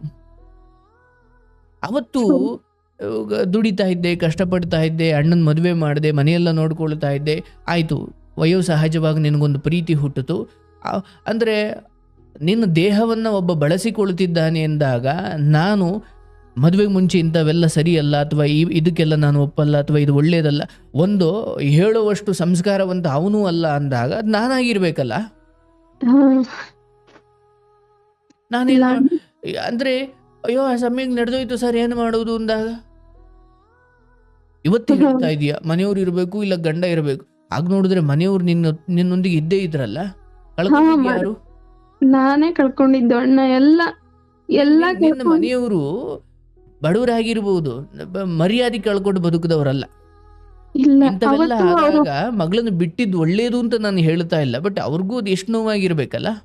ಅವ್ರಿಗೂ ಅಯ್ಯೋ ಅಣ್ಣ ತುಂಬಾನೇ ನೋವಾಗಿತ್ತು. ತುಂಬಾನೇ ಅವರು ನನ್ನ ನೆನ್ಸ್ಕೊಂಡಿದ್ದ ದಿನಾನೇ ಇಲ್ಲ ಅವರು. ಅವರಲ್ಲಿ ಯಾರೋ ಒಬ್ಬ ನೇಣಾಕೊಂಡು ಸತ್ತಿದ್ರೆ ಮರ್ಯಾದೆಗೆ ಹೆದ್ರೆ, ಅವಾಗ ನಿನಗೆ ಇವನ ನೋವಿಗಿಂತ 10 ನೋವು ದೊಡ್ಡದಾಗಿರ್ತಿತ್ತು ಮತ್ತೆ. ಹ್ಮ್ ಮತ್ತೆ ಈಗ ಬರ್ತಾರೆ, ಮನೆಯವರು ಬರ್ತಾರೆ. ಕಾಲಕ್ರಮೇಣ ತಪ್ಪುಗಳೆಲ್ಲ ಪ್ರಕೃತಿ ಮರೆಸುತ್ತೆ ತಾಯಿ, ಅದು ಸಮಾಜ ನೆನ್ಪಿಟ್ಟುಕೊಳ್ಬೋದು. ಆದರೆ ನಾವು ಈ ಮೋಸಕ್ಕೊಳಗಾಗಿರೋರು ಅಥವಾ ಈ ಸ್ಥಿತಿಯಲ್ಲಿ ನೋವನ್ನು ಪಟ್ಟವರು, ಅವನು ನಿನಗೆ ಎಷ್ಟೇ ಪ್ರೀತಿ ಪಾತ್ರನಾಗಿರಲಿ, ಏನೇ ಆಗಿರಲಿ, ಅವನ ಗುಣ ಎಂಥದ್ದು. ನಾವು ಒಬ್ಬರನ್ನು ಪ್ರೀತಿ ಮಾಡಬೇಕಾದ್ರೆ ಅವನ ದೇಹ ಅಥವಾ ಅವನು ನನಗಿಷ್ಟ ಅದಲ್ಲ, ಅವನ ಗುಣದ ಆಧಾರದ ಮೇಲೆ ನಾವು, ಅವನು ಚೆನ್ನಾಗಿದ್ನ ನಾವು ಅಷ್ಟೇ ಚೆನ್ನಾಗಿರ್ಬೇಕು. ಅವನು ಯಾಕೋ ಬದಲಾದ್ನ ನಾವು ಬದಲಾಗೋದು ಅಂದರೆ ಅಂಥವ್ರನ್ನ ದೂರ ಇಡಬೇಕು. ಅಯ್ಯೋ ಇಲ್ಲ ಸರ್, ನಾನು ಹಿಂದೆ ತುಂಬ ಇಷ್ಟಪಟ್ಟಿದ್ದೆ ಅಂದ್ಕೊಂಡು ರಾಕ್ಷಸನ ಮದುವೆ ಆಗ್ಲಿಕ್ಕಾಗುತ್ತಾ? ಅಂದ್ರೆ ಅವನ ಅಪ್ಡೇಟ್ ನಿನಗೆ 10ನೇ ಕ್ಲಾಸ್ ಪ್ರೀತಿಯದ್ದೇ ನೆನಪಿದ್ದೆ ಹೊರತು, ಕಾಲಕ್ರಮೇಣ ಅವನಲ್ಲಿ ಏನು ಬದಲಾವಣೆಗಳು ಬಂತಾ ಹೋದೋ, ಚಪಲ ಇರೋನು ಮನುಷ್ಯ ಆದ, ಅಥವಾ ಅವನೇನು ಒಂದಷ್ಟು ನಗರಕ್ಕೆ ಪಟ್ಟಣಕ್ಕೆ ಬಿದ್ದು ಹಾಳಾದ, ನೀನು ಅದನ್ನ ನೋಡ್ಲೇ ಇಲ್ಲ. ನೀನು ಹಳೆ ಪ್ರೀತಿಯ ಗುಂಗಲ್ಲೇ ಇದ್ದೆ ಅಲ್ಲ, ಹೌದು ಹೌದು. ನೀನು ಅಪ್ಡೇಟ್ ಆಗಲಿಲ್ಲ. ಹಾಗಾಗಿ ಈ ಹಂತದಲ್ಲವ ಆಯ್ತು, ಪೆಟ್ಟು ತಿಂದಿದೀಯಾ, ನಿನ್ನದೇ ಎಡವಟ್ಟು, ಅವನು ಮೋಸದಿಂದ ನಡೆಸ್ಕೊಂಡಿದ್ದಾನೆ, ಆಯಿತು ಚೆನ್ನಾಗಿರಲಿ ಅಂತಲೇ ಅಂದುಕೋ. ಅದು ಚೆನ್ನಾಗಿರೋಕೆ ಹಂಗೆಲ್ಲ ಆಗಲ್ಲ, ಅದು ವಿಧಿಯ ಬೇರೆದೇ ಯೋಜನೆ ಇರುತ್ತೆ. ಆದರೆ ಈ ಸಮಯದಲ್ಲಿ ನೀನೇನು ಮಾಡ್ಬೋದು ಅಂದಾಗ, ಅಯ್ಯೋ ನಂಗೊಂದು ಮಗುನಾರು ಇಲ್ಲ, ಅದಿಲ್ಲ ಇದಿಲ್ಲ ಅಂತ ಮತ್ತೆ ಎಡವಟ್ಟು ಮಾಡ್ಕೋಬಿಟ್ಟು ಆಮೇಲೆ. ಯಾಕಂದರೆ ಈ ಸಮಯದಲ್ಲಿ ಕೇಸ್ ಕ್ಲೋಸ್ ಆಗಲಿ, ಆತ ಬಾಡಿಗೆ ಅವನು ಎಲ್ಲಿರ್ತಾನೋ ಅಲ್ಲಿರ್ತಾನೋ. ಆದರೆ ಅವನು ಇನ್ನೊಂದು ಹುಡುಗಿ ಮದುವೆ ಆಗಲಿ, ಆದರೆ ನಾನು ಈ ಕಡೆ ಅವನ ಸಂಪರ್ಕದಲ್ಲಿ ಇದ್ದುಕೊಂಡು ನಾನು ಎಲ್ಲೋ ಸೈಡಲ್ಲಿ ಇರ್ತೀನಿ ಅನ್ನೋ ಈ ಹೊಲಸು ಬದುಕು ಕೇಳಿಸ್ಕೊ. ಮಾಡ್ತೀಯ ಅಂತ ಅಲ್ಲ, ಸಲಹೆ, ಅಂತ ಹೊಲಸು ಬದುಕು ಬೇಡ. ನೀನು ಕಷ್ಟಪಟ್ಟು ದುಡಿತೀಯ ಏನ್ತಿ ನೋಡವಾ, ಎಂತೆಂತ 2-3 ಮದುವೆ ಹಾಕಿತ್ತೋದವ್ರದ್ದು ಮುಂದೆಲ್ಲೋ 4-5 ವರ್ಷ ಎಲ್ಲ ನೋವುಗಳು ದೂರ ಆದಮೇಲೆ ಮತ್ತೆಲ್ಲೋ ಬದುಕಿಗೆ ರಾಜಕುಮಾರ ಬರ್ತಾನೆ, ಮತ್ತೆ ಜೀವನ ಚೆನ್ನಾಗುತ್ತೆ. ಏನೆಲ್ಲ ಇಲ್ಲಿಗೆ ಮುಗ್ದಿಲ್ಲ. ಅವನು ಅಂದ್ಕೊಂಡಿರ್ಬೋದು ನಾನು ಗೆದ್ದೆ, ಇವಳು ಸೋತ್ಲು ಅಂತ. ಇಲ್ಲ, ನಿಜವಾಗ್ಲೂ ಸೋತಿರೋದು ಅವನು. ಅವನಿಗೆ ಅದು ಮುಂದೆ ಗೊತ್ತಾಗುತ್ತೆ. ನೀನು ಸೋತೆ ಅಂದ್ಕೊಳ್ಬೇಡ. ಇವತ್ತು ನೀನು ಒಂಟಿ ಇರ್ಬೋದು, ಇನ್ನೂ 4-5 ವರ್ಷ ನೀನು ಒಂಟಿಯಾಗೇ ಇರು, ಏನು ತೊಂದರೆ ಇಲ್ಲ. ಆದರೆ ಮದುವೆ ಅನ್ನೋದು ಯಾವ ಏಜಲ್ಲಿ ಆದ್ವಿ ಅನ್ನೋದಕ್ಕಿಂತ ಯಾವ ಥರದ ವ್ಯಕ್ತಿಗಳೊಂದಿಗೆ ಆದ್ವಿ ಅನ್ನೋದು ಬಹಳ ಮುಖ್ಯನವ, ಆಯ್ತಾ? ಯಾಕಂದರೆ ನಾನು 27ಕ್ಕೆ ಆಗ್ಬಿಡ್ಬೇಕು ಅಂತ ಅಲ್ಲ, ಅಥವಾ ಅಯ್ಯೋ ನಾನು 30 ಆಯ್ತಲ್ಲಪ್ಪ ಅಥವಾ 35 ಆಯ್ತಲ್ಲಪ್ಪ. ಸರಿಯಾದ ಜೋಡಿ ಅಂದರೆ ಅದು ನಿಮ್ಮ 30 ಅಥವಾ ಅವನಿಗೆ 35 ಅಥವಾ ನಿನಗೆ 30 ಅವನಿಗೆ 25, ಹೆಚ್ಚು ಕಡಿಮೆ ಅಲ್ಲ, ಅಥವಾ ವಯಸ್ಸಿನ ಅಂತರ ಇಲ್ಲಿ ಮುಖ್ಯವಾಗಲ್ಲ. ಸರಿಯಾದ ವ್ಯಕ್ತಿಗಳೊಂದಿಗೆ 33-34 ಏನು ತೊಂದರೆ ಇಲ್ಲ, ಆಯ್ತಾ? ನೀನು ಈ ಬದುಕು, ಈ ಸ್ಥಿತಿಯ ಕುರಿತು ತುಂಬ ವಿಶಾಲವಾದ ದೃಷ್ಟಿಕೋನ ಇಟ್ಕೊ. ನಿನ್ನ ಊರಿಗೆ ಹೋಗ್ಬೇಡ, ನಿನ್ನನ್ನು ಆಡ್ಕೊಳ್ಳೋ ಜನರ ಮಧ್ಯೆ ಹೋಗಬೇಡ, ಯಾವ ಪ್ರೋಗ್ರಾಮ್ಗೆ ಹೋಗಬೇಡ, ಎಲ್ಲೂ ಹೋಗಬೇಡ. ನಿನಗಿಂತ ಅನ್ಯಾಯಕ್ಕೊಳಗಾಗಿ ಮತ್ತೆ ಜೀವನ ಕಟ್ಟಿಕೊಂಡು ಪುಟಿದೆದ್ದವರು ಈ ಜಗತ್ತಲ್ಲಿ ಕೋಟ್ಯಾಂತರ ಜನ ಅವರೇ. ಆದರೆ ಎಷ್ಟು ಬೇಗ ಕೆಟ್ಟವರೊಂದಿಗೆ ನಾವು ಹೊರಗಡೆ ಬಂದ್ವಿ ಅನ್ನೋದು ಬಹಳ ಮುಖ್ಯ. ಅಯ್ಯೋ ನನಗೆ ಇವ್ನು ಅನ್ಯಾಯ ಮಾಡಿ ಸರ್, ಇವನ್ನ ನಾನು ಬಿಟ್ಬಿಡ್ಬೇಕಾ ಸರ್, ಅಥವಾ ಇಲ್ಲ ಸರ್ ನಾನು ಬಿಡಲ್ಲ ಸರ್, ಬೇಡ. ಯಾಕಂದರೆ ಈ ಸಮಯ ನಿನ್ನ ಯೌವನವೆಲ್ಲ ದ್ವೇಷ ತೀರಿಸೋದ್ರಲ್ಲೇ ಮುಗ್ದು ಹೋದರೆ ಬದುಕಿದ್ದೇನು? ದ್ವೇಷಕ್ಕೂ ಹೋಗಬೇಡ, ಸೇಡಿಗೂ ಹೋಗಬೇಡ. ಯಾಕಂದರೆ ನೀನು ತೀರಿಸಿಕೊಳ್ಳಬಹುದಾದ ಸೇಡಿಗಿಂತ ವಿಧಿಯ ಹೊಡೆತ ಭಾಳ ದೊಡ್ಡದಾಗಿರುತ್ತೆ. ಆಯ್ತು ಗಣಪ, ನೀನು ಇಷ್ಟ ಬಂದವರುತ್ತೆ, ಚೆನ್ನಾಗಿರೇ ಅಂತ ಈ ಕೇಸಿಂದ ನೀನು ಮುಕ್ತಾಯಗೊಂಡು ನೀನು ದುಡಿಮೆ ಮಾಡಿಕೊಂಡು ನಿಧಾನಕ್ಕೆ ನಿನ್ನ ತಂದೆ ತಾಯಿ ಕೂಡ ನಿನ್ನ ಸಂಪರ್ಕಕ್ಕೆ ಬರ್ತಾರೆ. ಊರಿಗೆ ಹೋಗದೆ ಇದ್ರು ನೀನು ಮಾತಾಡಿಕೊಂಡು ಆರಾಮ್ಸೆ ಇರು. ಯಾಕಂದರೆ ನೀನು ಹೇಳ್ದವ, ನಾನೊಂಚೂರು ಕೂಡಿಟ್ಟ ಹಣವೇ ನಾನು ಆಸ್ಪತ್ರೆಯಲ್ಲಿ ಇದ್ದಾಗ ನನಗೆ ಉಪಯೋಗಕ್ಕೆ ಬಂದಿದ್ದು ಅಂತ. ಅಂದರೆ ಆಪತ್ತು ಕಾಲಕ್ಕೆ ಅಂತ 4 ಕಾಸು ಕೂಡಿಟ್ಕೊ. ಅದು ನಾಳೆ ನಿನ್ನ ಮದುವೆಗೆ ಆಗ್ಬೋದು, ನೀನು ಆಸ್ಪತ್ರೆ ಬಿದ್ದಾಗ ಆಗ್ಬೋದು, ಅಥವಾ ನಿನ್ನ ಅಪ್ಪ ಅಮ್ಮ ಆಸ್ಪತ್ರೆಯಲ್ಲಿ ಬಿದ್ದಾರೆ ಅಂತ ಗೊತ್ತಾದಾಗ ಅವ್ರು ನಿನ್ನ ಜೊತೆ ಏನೇ ಮಾತಾಡದೇ ಇದ್ರು ಕೂಡ 4 ಕಾಸು ಕೊಟ್ಟಾದ್ರೂ ನೀನು ಸಂಬಂಧವನ್ನು ಗಟ್ಟಿಗೊಳಿಸ್ಕೊಳ್ಬೋದಲ್ವಾ? ಅದಕ್ಕೆ ಈತನಿಂದ ಅಯ್ಯೋ ಮತ್ತೊಂದು ಮಗು ಪಡ್ಕೊಂಡ್ಬಿಡ್ತೀನಿ ಅನ್ನೋ ಎಮೋಷ್ನಲ್ ವಿಚಾರ ಆಗಲಿ ಅದಕ್ಕೆ ಕೈಯೇ ಹಾಕಬೇಡ. ಈತ ಈಗ ಆತನೇ ಹೋಗ್ಲಿಕ್ಕೆ ಹೊರಟಿದ್ದಾನೆ, ಕಳಿಸ್ಕೊಟ್ಬಿಡು. ಮುಂದೊಂದು ದಿನ ನೀನೇ ಹೋಗುಂದ್ರು, ಅಂದರೆ ನಿನ್ಗೆ ಇಟ್ಕೊಳಕ್ಕೆ ಇಷ್ಟ ಇಲ್ಲ, ಆದ್ರೆ ಹೋಗು ಅಂದ್ರೆ ಹೋಗಲ್ಲ ಅಂತ ಸ್ಥಿತಿ ಬಂದ್ಬಿಡುತ್ತೆ. ಕೆಲವೊಮ್ಮೆ ಹೋಗೋಕೆ ಹೊಂಟವನು ಕಳಿಸ್ಕೊಟ್ಬಿಡ್ಬೇಕು. ಆದರೆ ಯಾವ ಹೆಣ್ಮಗಳಾದರೂ ಅಷ್ಟೇ, ಇದೊಂದು ಹೆಣ್ಣಿನ ಜೀವನ. ಇವತ್ತು ನೋಡವ, ಅವನನ್ನು ನಡತೆಗೆಟ್ಟವರು ಅಂತ ಯಾರೂ ಕರೆಯಲ್ಲ. ಹೌದು ಅಣ್ಣ. ನಿನ್ನನ್ನ ನೀನು ಹೊಲಸು ಬುದ್ಧಿ ಮಾಡಿಕೊಂಡವಳು, ನಿನ್ನ ಇವನ್ ನೀನು ಪರಿವರ್ತನೆ ಅವನು ಅದು ಹೊಂದಿ. ಹೇಳ್ತಾನೆ ಅಣ್ಣ ನನ್ಗೆ, ಒಂದು ಇನ್ನೂ ಕೋರ್ಟಲ್ ಕೇಸ್ ಇದೆ ಅಲ್ವಾ, ನೀನೇನೋ ನಾನು ಇವಾಗ ಇಷ್ಟೆಲ್ಲ ಮಾತಾಡ್ತಾ ಇದ್ದೀನಿ, ನೀನ್ ಇದನ್ನ ಹೋಗಿ ಜಡ್ಜ್ ಹತ್ರ ಹೇಳ್ಬೋದು, ಅವ್ರ ಏನ್ ಮಾಡ್ತಾರೆ, ನನಗೆ ಶಿಕ್ಷೆ ಕೊಡ್ತಾರೆ, ಜೈಲಿಗೆ ಹಾಕ್ತಾರೆ. ಆದ್ರೆ ನೀನ್ ಆಚೆ ಇರ್ತೀಯ, ನೀನನ್ನ ಈ ಜನ ಯಾವ ತರ ನೋಡ್ತಾರೆ, ಗಂಡನ್ನೇ ಜೈಲಿಗೆ ಹಾಕ್ಸಿದಾಳೆ, ಗಂಡನೇ ಬಿಟ್ಟಿರೋಳು, ಇಷ್ಟೋ ನಿನ್ನನ್ನ ಚುಚ್ಚಿ ಮಾತಾಡಿ ನಿನ್ನನ್ನ ನೀನೇ ಇದ್ ಮಾಡ್ಕೊಳ್ತೀಯ, ನನಗೇನು ಆಗಲ್ಲ, ನಾನ್ ಆರಾಮಾಗಿ ಇರ್ತೀನಿ, ಆರಾಮಾಗಿದ್ದು ಸ್ವಲ್ಪ ದಿನ ಆದ್ಮೇಲೆ ನಾನು ಆಚೆ ಬರ್ತೀನಿ, ಆಚೆ ಬಂದಾದ್ಮೇಲೆ ನಿನಗೂ ನನಗೇನ್ ಸಂಬಂಧ ಇರುತ್ತೆ ಅಂತ ಹೇಳ್ತಾನೆ. ಆಯ್ತು, ಆತನ ಸಮಾಧಾನಕ್ಕೆ ಏನೋ ಹೇಳ್ಕೊಳ್ಳಿ. ನಾನು ಹೇಳ್ತೀನವ, ಲೋಕದ ನ್ಯಾಯಾಲಯಗಳು ಆ ವಿಚಾರಕ್ಕೆ ಕಡಿಮೆ ಶಿಕ್ಷೆ ಕೊಡಬಹುದು, ಆದರೆ ನಿನ್ನ ಪ್ರತಿ ಕಣ್ಣೀರು, ನೀನು ನೊಂದು ಹಾಕುವ ಪ್ರತಿ ಹನಿಯೂ ಕೂಡ ಅದಕ್ಕೆ ಅದರದೇ ಆದ ಪರಿಣಾಮ ಇರುತ್ತೆ. ಅದನ್ನ ಭವಿಷ್ಯದಲ್ಲಿ ಅವರು ಎದುರಿಸ್ತಾರೆ. ಆದರೆ ನಿನಗೆ ಅವರು ನಾಳೆ ಅದನ್ನ ಅನುಭವಿಸ್ಲಿ ಅನ್ನೋದು ನಿನ್ನ ಇಚ್ಛೆ ಅಲ್ಲದೆ ಹೋದರೂ ನಿನ್ನ ಕಣ್ಣೀರು ಅಥವಾ ನಿನ್ನಿಂದ ಹೊರಟ ಆ ಬಿಸಿ ಉಸಿರು ಅದರದೇ ಆದ ಫಲವನ್ನು ಹೊಂದೇ ಇದ್ದಾವೆ. ಅದು ಆ ದುಷ್ಟ ದಾರಿಯಲ್ಲಿರೋರ್ಗೆ ಅದು ಅರ್ಥ ಆಗದೇ ಇರ್ಬೋದು. ಆದರೆ ಈಗ ನೀನು ಸ್ಪಷ್ಟವಾಗಿ ನಿರ್ಧಾರಕ್ಕೆ ಬಾ. ಕೋರ್ಟಲ್ಲಿ ಏನಾಗುತ್ತೋ ಅದಾಗುತ್ತೋ, ಏನಾದರೂ ಶಿಕ್ಷೆ ಆಗುತ್ತೋ ಖುಲಾಸೆ ಆಗುತ್ತೋ ನಿನಗದು ಬೇಡ, ನಿನ್ನ ಪ್ರಯತ್ನ ನೀನು ಮಾಡು. ಆದರೆ ಇವರೊಂದಿಗೆ ಅದರ ನಂತರ ಉಳಿಯುವ ಯಾವ ಯೋಜನೆಯನ್ನು ನೀನು ಇಟ್ಕೊಳ್ಬೇಡ. ಈವನ್ ಆತನೇ ಉಸಲಾಯಿಸಿದ್ರೂ ಕೂಡ. ಮತ್ತೆ ಇದೇನಾಗುತ್ತೆ ಅಂತ ಹೇಳ್ತೀನಿ ಕೇಳು. ಮುಂದೊಂದು ಕಾಲ ಬರುತ್ತೆ, ಅದು ಹೇಗಿರುತ್ತೆ ಅಂದರೆ ಅಲ್ಲೆಲ್ಲೋ ಒಂದು ಕಡೆ ಮದುವೆ ಆಗ್ತಾನೆ, ಆದರೆ ಮತ್ತೆ ನಿನ್ನನ್ನು ಸಂಪರ್ಕಿಸ್ತಾನೆ. ಯಾಕಂದ್ರೆ ಅದು ಕಾಮದ ಸೆಳೆತವಾಗಿರುತ್ತೆ. ನೀನು ಕೂಡ ಒಂಟಿಯಾಗಿರುವ ಕಾರಣಕ್ಕೆ ಅವತ್ತೊಂದು ದಿನ ಬಂದ ಕರೆಗಳು ನಿನಗೆ ತುಂಬ ಖುಷಿ ಅಥವಾ ಸಂತೋಷ ನೀಡುವಂತೆ ಭಾವಿಸ್ತವೆ, ಅಥವಾ ಆ ಥರದ ಅನುಭವವನ್ನು ತರ್ತವೆ. ಅಲ್ಲೇನಾದರೂ ನೀನು ಮತ್ತೆ ಎಡವಟ್ಟು ಮಾಡಿಕೊಂಡ್ರೆ ಇನ್ನೆಂದೂ ಮೇಲೆದ್ದೇಳದ ಸ್ಥಿತಿಗೆ ನಿನ್ನ ಜೀವನ ತಲುಪುತ್ತೆ. ನಾನು ಏನೇ ಹೇಳ್ತಾ ಇದ್ದೀನಿ ಅಂದರೆ ಮತ್ತೆ ಹೇಳ್ತೀನಿ, ಈತನಿಗೆ ಬೇರೆ ಮದುವೆ ಆಗುತ್ತೆ, ಅಲ್ಲೊಂದು ದಿವಸ ಅವಳು ಬೇಜಾರಾಗುತ್ತಾಳೆ, ಮತ್ತೆ ದೂರದಲ್ಲಿರೋದು ಯಾವಾಗಲೂ ಮಜವಾಗಿರುತ್ತೆ ಅನ್ನೋ ಥರ ಮತ್ತೆ ನಿನ್ನ ಸಂಪರ್ಕಕ್ಕೆ ಬರ್ತಾನೆ. ಇದು ನಿನ್ನ ಕಥೆಯಲ್ಲ, ನಾನು ಇಂಥವು ಸಾವಿರಾರು ಕೇಳ್ಕೊಂಡ್ ಬಂದಿದ್ದೀನಿ, ಅದರ ಅನುಭವದ ಮೇಲೆ ಹೇಳ್ತಾ ಇದ್ದೀನಿ. ಇವತ್ತು ನೀನು ಅವನಿಗೆ ಬೇಡವಾಗಿದ್ದೀಯಲ್ಲ, ಮುಂದೊಂದು ದಿನ ನೀನು ಹೆಂಡತಿಯಾಗಿ ಬೇಡ, ಸುಖಕ್ಕೆ ಬೇಕು. ನೆನ್ಪಿಟ್ಕೊ, ಹೆಂಡತಿಯಾಗಿ ಅವನು ನಿನ್ನನ್ನು ಎಂದಿಗೂ ಸ್ವೀಕರಿಸಲ್ಲ, ಸುಖಕ್ಕೆ ಸ್ವೀಕರಿಸುವ ಯೋಚನೆಯನ್ನ ಮುಂದೊಂದು ದಿನ ಮಾಡ್ತಾನೆ. ನೀನು ಒಂಟಿಯಾಗಿರ್ತೀಯೋ ಅಥವಾ ಎಲ್ಲಿರ್ತೀಯೋ ಏನಿರ್ತೀಯೋ, ಈ ವ್ಯಕ್ತಿಯೊಂದಿಗೆ ಮತ್ತೆಂದೂ ನಿನ್ನ ಜೀವನ ಸಂಪರ್ಕಕ್ಕೆ ಬರಬಾರದು. ಕಷ್ಟ ಆಗಬಹುದು, ಆದ್ರೆ ಇವತ್ತು ನಿನಗೊಂದು 26 ಇರಬಹುದಲ್ವಾ, ಆದ್ರೆ ನೀನು 30, 31, 32ರವರೆಗೂ ನೀನು ಒಂಟಿಯಾಗೇ ಇರು. ಮದುವೆ ಆಗಲಿಲ್ಲ ಅಥವಾ ನನಗೊಂದು ಮಗು ಇಲ್ಲ, ಏನು ಕೊರಗಬೇಡವ ಆಯ್ತಾ. ಜೀವನ ಯಾವಾಗ ಎಲ್ಲಿ ಅಂತ್ಯವಾಗುತ್ತೋ, ನಿನಗೆ ಮನ್ತುಂಬ ಮಕ್ಕಳಿದ್ದು ಮನ್ತುಂಬ ಬಂಧು ಬಾಂಧವರಿದ್ದರೂ ಕೂಡ ಬಾತ್ರೂಮಲ್ಲಿ ಹೆಣವಾಗಬೇಕು ಅನ್ನೋ ನಿನ್ನ ಹಣೆ ಬರ ಇದ್ರೆ, ರಸ್ತೆಯಲ್ಲಿ ಎಲ್ಲೋ ಆಕ್ಸಿಡೆಂಟ್ ಆಗಿ ಚೂರು ಎದ್ದು ಹೋಗ್ಬೇಕು ಅನ್ನೋ ನಿನ್ನ ಹಣೆ ಬರದಲ್ಲಿ ಇದ್ರೆ, ನಿನ್ನ ಸುತ್ತಮುತ್ತ ಎಷ್ಟು ಜನ ಇದ್ರೇನು ಅಲ್ವಾ? ಅಯ್ಯೋ ನನಗೋ ಮಗು ಇದ್ರೆ ಹೆಂಗೋ ನೋಡ್ಕೊಂಡು ಬದುಕುತ್ತಿದ್ದೆ, ಏನಿಲ್ಲ. ನಿನ್ನ ಈ ನೋವಿನ ಕತೆ ಅಥವಾ ನಿನ್ನ ಈ ಬದುಕಿನ ಇಷ್ಟೊಂದು ಅನುಭವಗಳು ನಿನ್ನನ್ನು ಕುಗ್ಗಿಸ್ಲಿಕ್ಕೆ ನೀನು ಬಿಡಬೇಡ. ಅಥವಾ ಅವನಿಂದ ಆಯಿತು ಅಂತ ಇಲ್ಲ. ಒಂದು ಅರ್ಥ ಮಾಡ್ಕೋ, ನನ್ನ ಒಪ್ಪಿಗೆ ಇಲ್ಲದೆ ಈ ಬದುಕಲ್ಲಿ ಏನೂ ಆಗಿಲ್ಲ. ಗುಡ್ ಆರ್ ಬ್ಯಾಡ್, ಅದು ಒಳ್ಳೇದಿರ್ಬೋದು ಕೆಟ್ಟದಿರ್ಬೋದು, ನನ್ನ ಒಪ್ಪಿಗೆಯಿಂದಲೇ ಆಯ್ತಲ್ಲ. ಅಂದ್ರೆ ಬದುಕಿನ ಸುಖ ದುಃಖಗಳು ನಾವು ಯಾವ್ದಕ್ಕೆ ಒಪ್ಪಿಗೆ ಕೊಡ್ತೀವಿ ಅನ್ನೋದ್ರ ಮೇಲೆ ನಿರ್ಧಾರ ಆಗುತ್ತೆ. ಯಾರೋ ಒಬ್ಬ ನನ್ನ ಬಳಿ ಬಂದು ಕೂರ್ಬೇಕು, ನಿಲ್ಲಬೇಕು, ಮಲಗಬೇಕು, ಅದು ನನ್ನ ಒಪ್ಪಿಗೆ ಇರಬೇಕಲ್ಲ. ಹಾಗಾಗಿ ಇಲ್ಲಿ ಯಾರನ್ನು ದೂಷಿಸಿ ಪ್ರಯೋಜನವಿಲ್ಲ. ಕರ್ಮದ ಅನುಸಾರವಾಗಿ ನಮ್ಮ ಪಾಲಿನದ್ದನ್ನು ನಾವು ಅನುಭವಿಸ್ತಾ ಇದ್ದೀವಿ. ಆದರೆ ಅದಾದ ಮರುಕ್ಷಣದಿಂದ ನಾವು ಮತ್ತೆ ಆ ತಪ್ಪ ಆಗದಂಗೆ ನೋಡಿಕೊಂಡು ಅನ್ನೋದಷ್ಟೇ ನಮ್ಮ ಕೈಲಿರೋ ಅವಕಾಶ. ಬಟ್ ನೀನ್ ಮತ್ತೆ ಆಗ್ಲಿಕ್ಕೆ ಬಿಟ್ಟೆ ಅನ್ನೋ ದುರಂತ ಅದು. ಹಾಗಾಗಿ ಇದರಿಂದ ತಕ್ಷಣ ನೀನು ಹೊರಗಡೆ ಬಾ.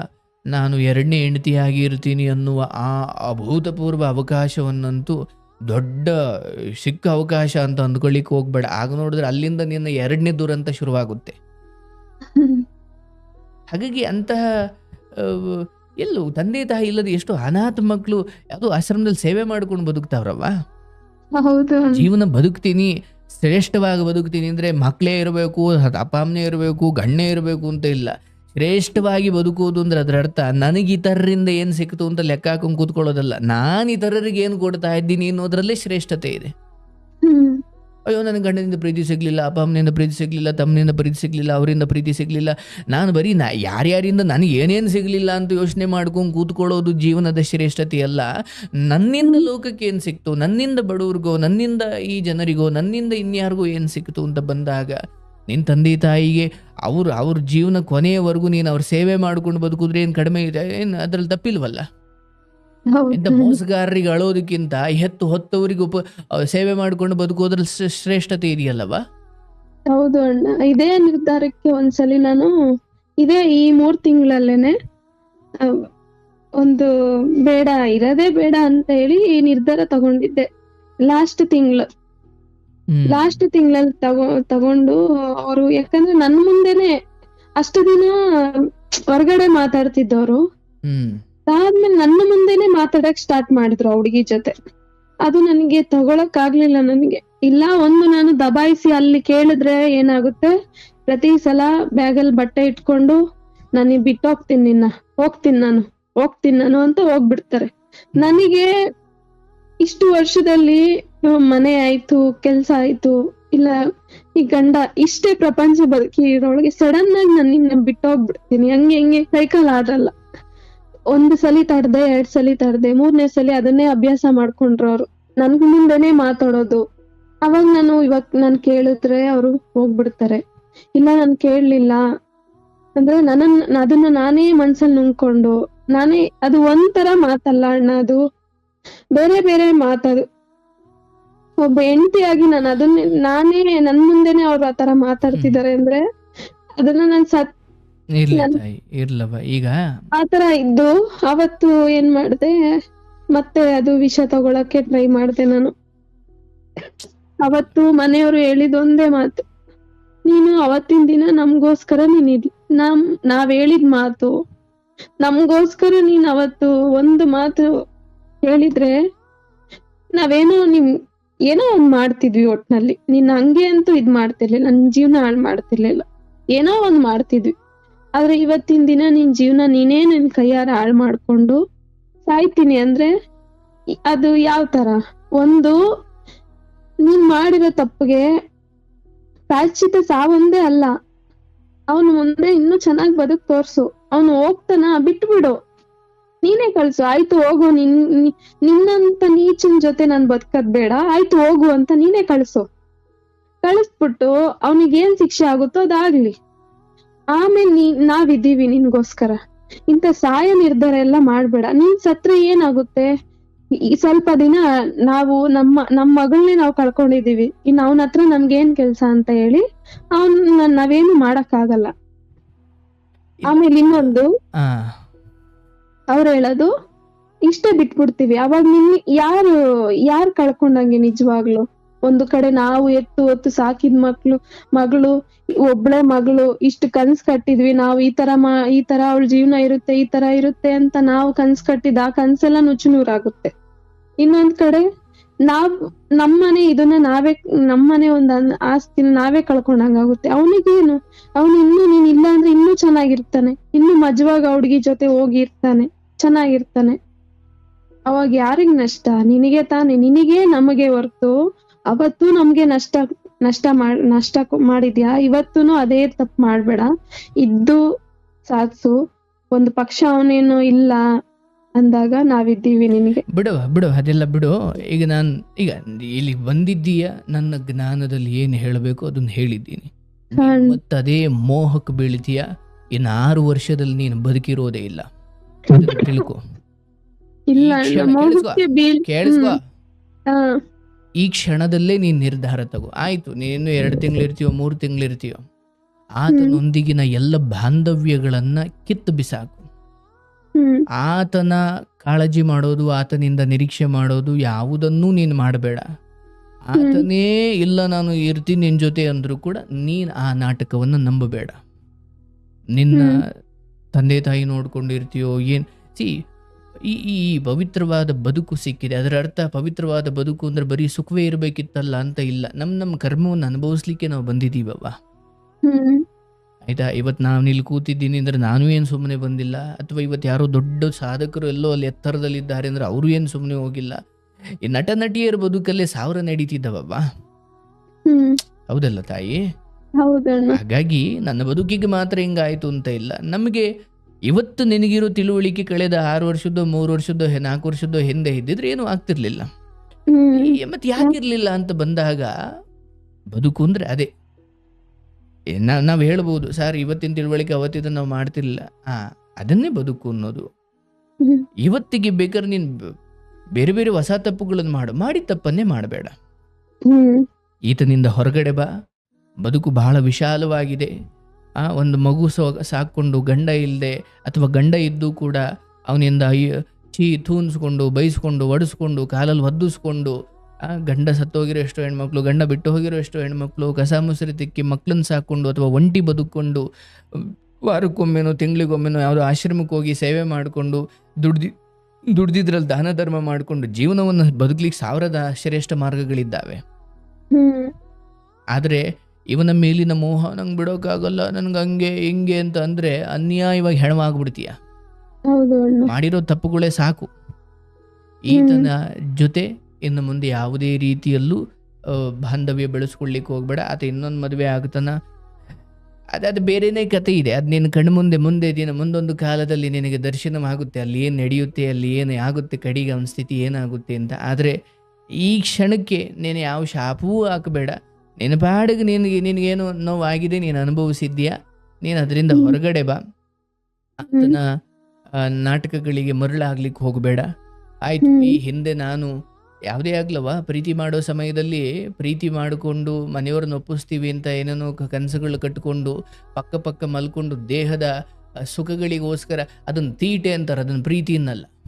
ಹೌದು. ಅದು ನೀನೇನು ಉದ್ದೇಶಪೂರ್ವಕವಾಗಿ ಮಾಡಿದೆ ಅಂತಲ್ಲವ್ವ. ಅವನು ಒತ್ತಾಯ ಮಾಡಿದೆ, ಅದಕ್ಕೆ ಆಯಿತು ಅಂದರೂ ಕೂಡ ವ್ಯಕ್ತಿತ್ವಗಳು ಮೇರು ಪರ್ವತವಾಗಿರಬೇಕು. ಆ ಮೇರು ಪರ್ವತ ವ್ಯಕ್ತಿತ್ವಗಳು ಹೆಂಗಿರ್ತಾವ ಗೊತ್ತಾ?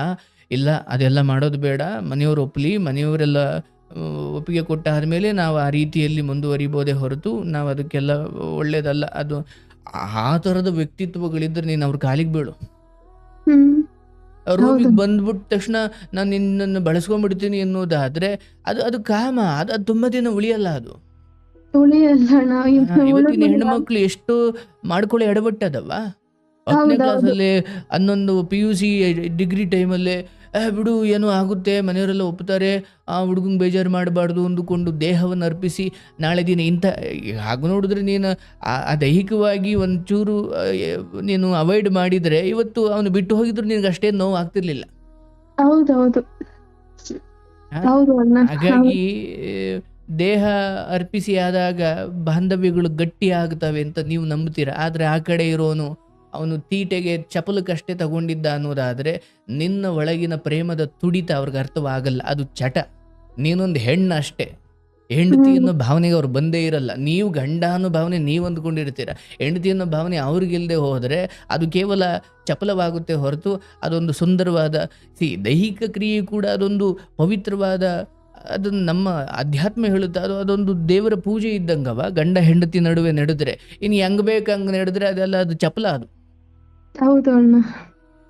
ಹಾಗಾಗಿ ನೀನು ಇಲ್ಲಿ ಹೇಳಿಕೊಳ್ಳುವ ಮೂಲಕ ನಿನ್ನ ಕಥೆಯನ್ನ ಸಾವಿರಾರು ಲಕ್ಷಾಂತರ ಹೆಣ್ಣು ಮಕ್ಕಳಿಗೆ ಇದನ್ನ ಸ್ಪಷ್ಟವಾಗಿ ಹೇಳ್ತಾ ಇದ್ದೀಯಾ.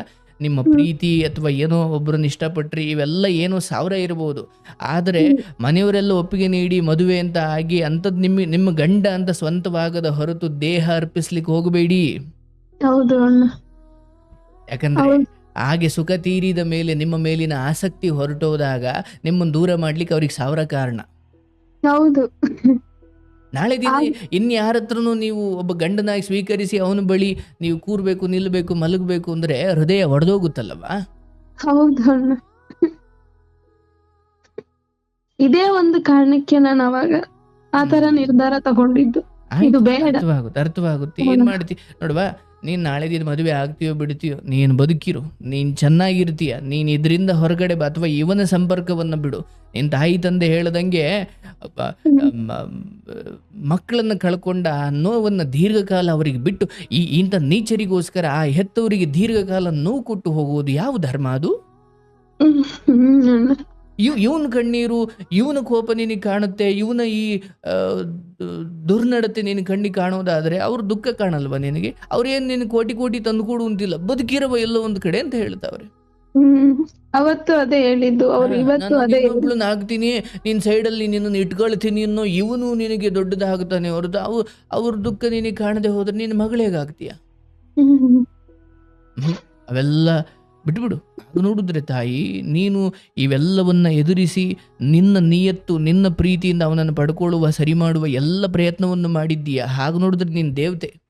ಆದರೆ ನಿನ್ನಂಥ ದೇವತೆಯನ್ನು ಪಡ್ಕೊಳ್ಳಿಕ್ಕೆ ಅವನಿಗೆ ದೇವರ ಗುಣ ಇರಬೇಕು. ಅದಿಲ್ಲ ಅಂದಾಗ ನೀನೇನು ಮಾಡಬೇಕು? ಆಯಿತು, ದೇವತೆಯಾಗಿ ಉಳಿದು ಬಿಡು, ಏನು ತಪ್ಪಿಲ್ಲ. ನಿನಗೆ ಒಳ್ಳೆ ದುಡಿಮೆ ಇದೆ, ನೀನು ದುಡಿತಾ ಇದೆಯಾ, ಕಷ್ಟಪಡ್ತಿದ್ದೀಯಾ, ನಾಳೆ ಏನೋ ಒಳ್ಳೇದಾಗುತ್ತೆ. ಇಲ್ಲಿಗೆ ಎಲ್ಲ ಮುಗಿದು ಹೋಗಿಲ್ಲ. ಈಗ ರಾತ್ರಿ ಇರ್ಬೋದು, ಮತ್ತೆ ಬೆಳಗಾಗುತ್ತೆ, ಮತ್ತೆ ಸೂರ್ಯ ಬರ್ತಾನೆ, ಮತ್ತೆ ಬೆಳಕು ಬರುತ್ತೆ. ಅಯ್ಯೋ ಎಲ್ಲ ಮುಗಿದೋಯ್ತು ಅನ್ನೋ ನಿರ್ಧಾರಕ್ಕೆ ಬರಬೇಡ. ಆರಾಮ್ಸೆ ಇರು. ಕಾರ್ಯಕ್ರಮದಲ್ಲಿ ಎಂತೆಂಥ ಹೆಣ್ಮಕ್ಳು ಮತ್ತೆ ಚಿಗುರಿ ಮತ್ತೆ ಬದುಕನ್ನು ಕಟ್ಕೊಂಡವರಿದ್ದವರವ್ವ. ಅಯ್ಯೋ ನಿನ್ನೆಲ್ಲ ಈ ಎಡವಟ್ಟುಗಳನ್ನು ಕ್ಷಮೆ ಮಾಡಿ ನಿನ್ನನ್ನು ದೇವತೆ ಥರ ಕಾಣೋ ಯಾರೋ ಒಬ್ಬ ಮುಂದಿನ 5 ವರ್ಷದ ನಂತರ ಬರಬಹುದಲ್ಲ.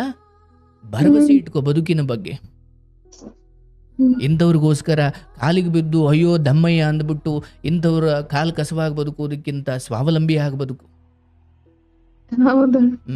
ನೀನು ಬದುಕ್ತೀಯ. ನಿನಗಂತ ಏನೇ ಮಾನಸಿಕ ಸಂಕಟಗಳಿದ್ರು ಈ ಕಾರ್ಯಕ್ರಮ ನಿನಗೋಸ್ಕರ ಇದೆಯವ್ವ. ನೀನು ಕರೆ ಮಾಡು, ಮಾತಾಡು, ನಿನ್ನ ದುಃಖ ಹಂಚ್ಕೋ. ಅಣ್ಣನಾಗಿ ನಾನು ನಿನ್ನ ಜೊತೆ ಇದ್ದೀನಿ, ನಾನು ಮಾತಾಡ್ತೀನಿ, ಆಯ್ತಾ? ಏನೋ ನಿನಗೇನು ಸ್ವಲ್ಪ ಎಚ್ಚರಿಸಬೇಕು ಅನ್ನೋ ಕಾರಣಕ್ಕೆ ಸ್ವಲ್ಪ ಕಟುವಾಗಿ ಮಾತಾಡಿರ್ಬೋದವ, ಕ್ಷಮೆ ಇರ್ಲಿ. ನಾನು ಕೇವಲ ನಿನ್ನ ನಾನು ಎಲ್ಲಿ ಎಡುವುದೇ, ನಾನು ಎಲ್ಲಿ ಅಂದ್ರೆ ಇಷ್ಟು ದಿನ ಅಂತ ಅಲ್ಲ, ಇಷ್ಟು ದಿನ ನನಗೆ ಯಾರೋ ಮೋಸ ಮಾಡ್ತಿದ್ದಾರೆ ಅಂತ ನಾನು ಅದೇ ಒಂದು ಭ್ರಮೆಲಿದ್ದೆ. ಇವಾಗ ನನಗೆ ಅರ್ಥ ಆಗಿತ್ತು, ಆದ್ರೆ ಇವಾಗ ಸ್ಪಷ್ಟವಾಗಿ ಅರ್ಥ ಆಗಿದ್ದು, ನನ್ನ ಒಂದು ಇದಿಲ್ದೆ, ನನ್ನ ಒಂದು ಪರ್ಮಿಷನ್ ಇಲ್ದೆ ಅದ್ ಹೆಂಗೆ ಸಾಧ್ಯ? ನಾನು ಒಂದ್ ಕೈ ಜೋಡ್ಸಿದ್ದಕ್ಕೆ ಅಲ್ವಾ? ನಿಜ. ಹಾಗಂತ ಅವನ್ ತಪ್ಪು ಮಾಡಿಲ್ಲ ಅಂತ ಇಲ್ಲ. ಆದ್ರೆ ನನಗ್ ನಾಳೆ ಬೇರೆ ದಾರಿ ಕಾಣಬೇಕು ಅಂದ್ರೆ ನಾನು ಈ ನಿರ್ಧಾರಕ್ಕೆ ಬಂದು ನಾನು ಮುಂದೆ ಹೋಗಬೇಕು. ಇಲ್ಲ ನಾನು ಅವಂದೇ ತಪ್ಪು ಅಂತ ಪ್ರತಿಭಟನೆ ಮಾಡ್ಕೊಂಡು ಕೂತ್ಕೊಳ್ಬಹುದು. ಯಾರವ ಬಡವನ ಕೋಪ ದವಡೆಗ್ ಮೂಲ ತಾಯಿ. ನನ್ನ ಕೂಗುಗಳು ಯಾರಿಗೂ ಕೇಳಿಸಲ್ಲ ಇವತ್ತು. ಹೌದಾ? ನಾನೇ ಮಾಡ್ಕೊಂಡೆ. ಇವ ನಾಳೆ ಆದ್ರೂ ಅಷ್ಟೇ ಸಮಾಧಾನ ಮಾಡೋ ನೆಪದಲ್ಲಿ ಯಾರೋ ಬರ್ತಾನೆ ಅಂದ್ಕೊಳ್ಳಿ, ಅವನಿಗೆ ನೀನು ಮರಳಾಗ ಮತ್ತೆ ನೀನು ಅದನ್ನೇ ನಿನ್ನ ಒಪ್ಪಿಗೆ ಇಲ್ಲದ ಹೊರತು 1000 ಅಪ್ಲಿಕೇಶನ್ ಅವ್ರು ಹಾಕಬಹುದು, ಬಟ್ ತಗೊಳ್ಳೋದು ಬಿಡೋದು ನಮ್ಮ ಕೈಲಿ ಇತ್ತಲ್ವಾ? ಪಾಪ ಅವತ್ತಿಗೆ ಒಳ್ಳೇದೇ ಭಾವನೆ ಇಟ್ಕೊಂಡೆ ಹೋದೆ, ಬಟ್ ಹಿಂಗೆಲ್ಲ ಆಯಿತು. ಯೋಚಿಸಬೇಡ. ಅಂದರೆ ಇವತ್ತಿಗಿರು ಈಗ ಆಯ್ತವ, ನಾನು ಸಿಕ್ಕಿದ್ದೀನಿ, ಮಾತಾಡ್ತಿದ್ದೀನಿ, ಅಥವಾ ತಂದೆ ತಾಯಿಗಳು ನಿನ್ನ ಕುರಿತು ಬದುಕಿನ ಕುರಿತು ಏನು ಹೇಳುವಷ್ಟಿದೆ ಅಂದರೆ ಈ ಮಾರ್ಗದರ್ಶನಗಳು ಅವತ್ತು ನಿಮಗೆ ಇರಲಿಲ್ಲ. ಮತ್ತು ನೀವು ಅದು ಇದ್ದದ್ದೇನೋ ನೋಡುವ ಯೋಜನೆಗೆ ಅವತ್ತು ನೀವು ಹೋಗೇ ಇರಲಿಲ್ಲ ಅಲ್ವಾ? ನನ್ನ ಒಂದು ಇದ್ರಲ್ಲೇ ನಾನು ಈ ತರ ಆಯ್ತು, ಈ ತರ ಆದ್ರೇನೆ ಇದು ಸರಿ ಹೋಗುತ್ತೆ, ಹಂಗೆ ಇದೇ ಒಂದು ಇದ್ರಲ್ಲಿದ್ದೆ. ಯಾರು ಈ ತರ ನನ್ಗೆ ಕೂರಿಸ್ಕೊಂಡು ಹೇಳಿದ್ರೆ ಒಂದ್ ಕಡೆ ಪಕ್ಷ ನಾನು ಅವತ್ತೇ ಸುಮ್ನೆ ಆಗ್ತಿದ್ನೇನು. ನಿಜನವ, ನಿಜ. ಇರ್ಲಿ, ತೊಂದ್ರೆ ಇಲ್ಲ. ಇವತ್ತಿಗೆ ನಾವಿದ್ದೀವಿ ತಾಯಿ. ನಿನ್ಗಂಥದ್ದು ಏನೇ ಇದ್ರು ನೀನು ಆಶ್ರಮಕ್ಕೆ ಬಂದು ಭೇಟಿ ಮಾಡು, ಅಥವಾ ನಿನ್ನ ತಂದೆ ತಾಯಿಗಳನ್ನು ಮಾತಾಡಿಸು, ಅಥವಾ ಕಾರ್ಯಕ್ರಮಕ್ಕೆ ಕರೆ ಮಾಡು. ಆದರೆ ಅಂತಹ ಮಾನಸಿಕ ಸಂಕಟಗಳ ಸಮಯದಲ್ಲಿ ಸಾವನ್ನು ಬಿಟ್ಟು ಬದುಕಿನ ಕಡೆ ಯೋಚನೆ ಮಾಡು. ಅಂತಹ ಯಾವುದೇ ಬೆಂಬಲ ನಿನಗೆ ಬೇಕಾದರೂ ಕಾರ್ಯಕ್ರಮ ಇದೆ, ಕಾರ್ಯಕ್ರಮದ ನಂಬರ್ ಇದೆ, ನೀನು ಮಾತಾಡ್ತಾಯಿ, ಆಯ್ತಾ? ಮಾಡಬೇಡ. 3 ತಿಂಗಳಾದ್ಮೇಲೆ ಮೊದ್ಲು ಅದನ್ನು ಬಿಟ್ಟು ನೀನು ಸಪರೇಟ್ ಬದುಕೋಕ್ ಶುರು ಮಾಡು. ನಿನ್ಗೆ ಏನೇ ಮಾನಸಿಕ ಬೆಂಬಲ ಇದ್ರು ನಾನು ಮಾತಾಡ್ತೀನಿ ತಾಯಿ ಕಾರ್ಯಕ್ರಮದಲ್ಲಿ, ಆಯ್ತಾ? ಸರಿ. ಊಟ ಮಾಡ್ದ? ಇನ್ನೂ ಇಲ್ಲ ಅಣ್ಣ, ನಿಮ್ ಜೊತೆ ಮಾತಾಡ್ತಾ ಇದ್ನಲ್ಲ. ಏನ್ ಅಡಿಗೆ ಮಾಡಿದ್ದೆ? ಇದು ಚಪಾತಿ ಮಾಡಿದ್ದೆ ಅಣ್ಣ. ಚಪಾತಿ ಮಾಡಿ ಬೆಂಡೆಕಾಯಿ ಗೊಜ್ಜು ಮಾಡಿದ್ದೆ. ಚಪಾತಿ ಮಾಡಿ ಬೆಂಡೆಕಾಯಿ ಗೊಜ್ಜು. ಕಂಪ್ನಿ ಕೆಲ್ಸಕ್ಕೆ ಹೋಗ್ತೀರಾ? ಅಣ್ಣ ಹೋಗ್ತೀನಿ. Very good, very good. ಸಂಬಳ ಕೊಡ್ತಾರೆ, ಅದನ್ನ ಸೇವಿಂಗ್ಸ್ ಮಾಡ್ಕೋ ಚೆನ್ನಾಗಿ. ಅಣ್ಣ ಅದು ಸೇವಿಂಗ್ಸ್ ಮಾಡ್ಕೊಳ್ತಿದ್ದೀನಿ, ಚೀಟಿ ಅದೆಲ್ಲ ಹಾಕೊಂಡಿದ್ದೀನಿ. ಹೌದಾ? ಅಣ್ಣ ಚೀಟಿ ಏನಕ್ಕೆ ಹಾಕಿದೀಯಾ? ಅಂದ್ರೆ ನಾನು ಇವಾಗ ಸಂಬಳ ಬರುತ್ತೆ ಇವಾಗ ಎಲ್ಲ ಅಲ್ಲ ಅರ್ಥ ಆಯ್ತು. ಚೀಟಿ ಹಾಕಿದಿ, ಅದ್ರ ಅರ್ಥ ಮುಂದಿನ 2 ವರ್ಷಕ್ಕೋ 1 ವರ್ಷಕ್ಕೋ ಅಲ್ಲೆಲ್ಲೋ ಎತ್ಕೊಂಡು ಇನ್ನೇನೋ ಕೆಲ್ಸಕ್ಕೆ ಬಳಸ್ಕೊಳ್ಳೋಣ ಅಂತ ಅಲ್ವಾ? ಆಗುತ್ತೆ ಅಂದ್ರೆ ಇದ್ರೆ ಖರ್ಚಾಗುತ್ತಲ್ವಾ, ಅದ್ರ ಬದಲು ಒಂದ್ ಗೊತ್ತಾಯ್ತು. ಸ್ವಲ್ಪ ಅಂದ್ರೆ ನಂದಲ್ಲ ಅನ್ನೋ ನಾನೇನ್ ತರ. ಹೇಳ್ತಾ ಇದ್ದೀನಿ ಅಂದ್ರೆ, ಚೀಟಿ ಹಾಕಿದ್ಯಾ, ಅಷ್ಟೆಲ್ಲ ಪ್ಲಾನಿಂಗ್ ಮಾಡಿದ್ಯಾ ಅಂತ ಅದ್ರ ಅರ್ಥ. ಕೈಲಿದ್ರೆ ಹೌದು ಅಣ್ಣ. ಖರ್ಚೆ ಆಗ್ಬಿಡುತ್ತೆ, ತಿಂಗಳ ಅಲ್ಲಿ ಕಟ್ಲೇಬೇಕಪ್ಪ ಅಂತ ಒಂದ್ ಜವಾಬ್ದಾರಿ ಇದ್ರೆ ಕಟ್ಬಹುದು, ಹೌದು. ಅದ್ರ ಪಾಡಿಗೆ ಅಲ್ಲಿ ದುಡ್ಡು ಇರುತ್ತೆ, ನಾಳೆ ಕೂಗಿ ಅದನ್ನ ಎತ್ಕೊಳ್ಬಹುದು ಅಂತ. ಹೌದು. ಮತ್ ನಾನು ಇಲ್ಲಿ ಸಾಯೋ ನಿರ್ಧಾರ ಮಾಡಿದ್ರೆ ಚೀಟಿ ಯಾಕೆ ಅಲ್ವಾ? ಹೌದಣ್ಣ. ಬದುಕಿನ ಬಗ್ಗೆ, ನಾಳೆಗಳ ಬಗ್ಗೆ ಏನೋ ಯೋಜನೆಗಳು ರೂಪಿಸಿರುವುದು ಹೌದಂತೆ, ನಾನು ಇಲ್ಲಿ ಸಾಯೋದ್ರು ಹೌದಂತೆ. ಅದೊಂಥರ ಅಡಿಗೆ ಮಾಡಿಬಿಟ್ಟು ಅಡಿಗೆ ಎಲ್ಲ ರೆಡಿ ಆದ್ಮೇಲೆ ಹಸುವಿನಿಂದ ಸತ್ತಂಗ ಆಯ್ತದು. ಇವಾಗ ರೂಪಿಸ್ತಾ ಇದ್ದೀಯಾ, ನಾಳೆ ಏನೋ ಒಳ್ಳೇದಾಗುತ್ತೆ, 4 ಕಾಸು ಆಪತ್ತು ಕಾಲಕ್ಕೆ ಅಂತ. ಹೌದು. ಆಸ್ಪತ್ರೆಯಲ್ಲಿ ಇದ್ದಾಗ ಹೇಗೆ ನಿನ್ನ ಸೇವಿಂಗ್ಸ್ ನಿನ್ನ ಉಪಕಾರಕ್ಕೆ ಬಂತೋ ಹಾಗೆ. ಹೌದು, ಅದೇ ಅಣ್ಣ, ಈ ಒಂದ್ ನೋವು ಇದೇ ಇದೇನೋ ಇವಾಗ ನಾನೇನಾದ್ರೂ ಹೊರಗಡೆ ಈ ತರ ಚೀಟಿ ಆಗಿರ್ಬೋದು ಇಲ್ಲ ಮತ್ತೊಂದಾಗಿರ್ಬೋದು, ಈ ತರದ್ದೇನು ಮಾಡ್ಕೊಂಡಿಲ್ಲ ಅಂದ್ರೆ ನಾನು ಇದೇ ನೋವಲ್ಲಿ ಕೆಲ್ಸಕ್ಕೂ ಹೋಗಕ್ಕಾಗಲ್ಲ. ನಿಜ ನಿಜ. ನೀನ್ ಅದೇನಾದ್ರೂ ಇದ್ರೆ active ಆಗೇ ಇರ್ಬೇಕು ಯಾವಾಗ್ಲೂ. ಅದಾದ್ರೂ ಕಟ್ಬೇಕಲ್ಲಪ್ಪ ಅಂತ ಹೇಳಿ ಅವ್ರು 4 ಜನ ಅಲ್ಲಿ ಸೇರ್ತಾರೆ. ಅವ್ರು ಮಾಡು ಅವ್ರು ಮಾಡು ಮಾಡು. ನಾನ್ ಕಟ್ಟಿಲ್ಲ ಅಂದ್ರೆ ಅವ್ರಿಗೆ ಅಲ್ವಾ ಇದು ಅಂತ ನಿಜ, ಹೇಳಿ ನಿಜ, ಅದಕ್ಕೋಸ್ಕರನಾದ್ರೂ ಕೆಲ್ಸಕ್ಕೆ ಹೋಗ್ತೀನಿ. ನಿನಗೆ ಈ ಚಿಕ್ಕ ವಯಸ್ಸಲ್ಲಿ ಹಿಂಗಾಯ್ತು ಅನ್ನೋ ಕಳಂಕ ಬೇಡವ. ನೋಡುವ, ಮಹಾಭಾರತದಲ್ಲಿ ಕುಂತಿ ಅನ್ನೋ ಒಂದು ಪಾತ್ರ ಬರುತ್ತೆ. ಏನೋ ಅವತ್ತಿಗೆ ಚಿಕ್ಕ ವಯಸ್ಸಲ್ಲೇ ಒಂದು ಚಿಕ್ಕ ಎಡವಟ್ಟಾಗಿ ಇನ್ನು ಮದುವೆಗೆ ಮುಂಚೆನೆ ಒಂದು ಮಗು ಎತ್ತು ಬಿಡ್ತಾಳೆ. ಕರ್ಣ ಹಾ ಅದು ಋಷಿಮುನಿಗಳು ಒಂದು ವರ ಕೊಟ್ಟಿರ್ತಾರೆ, ಅದನ್ನ ಚೆಕ್ ಮಾಡ್ಲಿಕ್ಕೆ ಹೋಗಿ ಕರ್ಣ ಹುಟ್ಟುಬಿಡ್ತಾನೆ. ಇನ್ನು ಮದುವೆನೇ ಆಗಿರಲ್ಲ ಅವಾಗ. ಹಾ ಅಯ್ಯೋ, ಈ ಮದುವೆನೇ ಆಗಿಲ್ಲ, ಮಗು ಆಗ್ಬಿಡ್ತು, ಇನ್ನು ನಮ್ಮ ಅಪ್ಪ ಅಮ್ಮಂಗೆ ಕೆಟ್ಟ ಹೆಸರು ಅಂದ್ಕೊಂಡು ಅದನ್ನ ನೀರಿಗೆ ಬಿಟ್ಬಿಡ್ತಾಳೆ, ತೇಲ್ ಬಿಟ್ಬಿಡ್ತಾಳೆ. ಹ್ಮ್ ಮುಂದೆ ಆಕೆ ಮತ್ತೆ ಪಾಂಡವನ ಜೊತೆ ಮದುವೆ ಆಗುತ್ತೆ. ಅಲ್ಲಿ ಪಂಚಪಾಂಡವರು ಭೀಮ, ಧರ್ಮರಾಯ, ಭೀಮ, ಅರ್ಜುನ, ನಕುಲ, ಸಹದೇವ ಅವರು ಹುಟ್ಟುತ್ತಾರೆ ಅಂತ. ಅಂದ್ರೆ ದೇವತೆಗಳಿಂದ ಅವರು ಹುಟ್ಟುತ್ತಾರೆ. ಅಂದ್ರೆ ನಾನೇನು ಹೇಳ್ತಾ ಇದ್ದೀನಿ, ಅವತ್ತು ಲೋಕ ಅಪವಾದಕ್ಕೆ ಅಂಜಿ ಮದುವೆ ಮುಂಚೆ ಮಗುವನ್ನ ಹೆತ್ತ ಅಥವಾ ಮಗುವನ್ನ ಪಡ್ಕೊಂಡಂತ ಕುಂತಿ ಲೋಕಕ್ಕೆ ಹೆದರಿ ಆ ಮಗುವನ್ನ ಬಿಟ್ಟು ಬಿಡ್ತಾಳೆ. ಆದ್ರೆ ಅನಂತರ ಅವಳು ಅಯ್ಯೋ ಹಿಂಗಾಗ್ಬಿಡ್ತು ಅಂತ ಸಾಯ್ಲಿಲ್ಲ.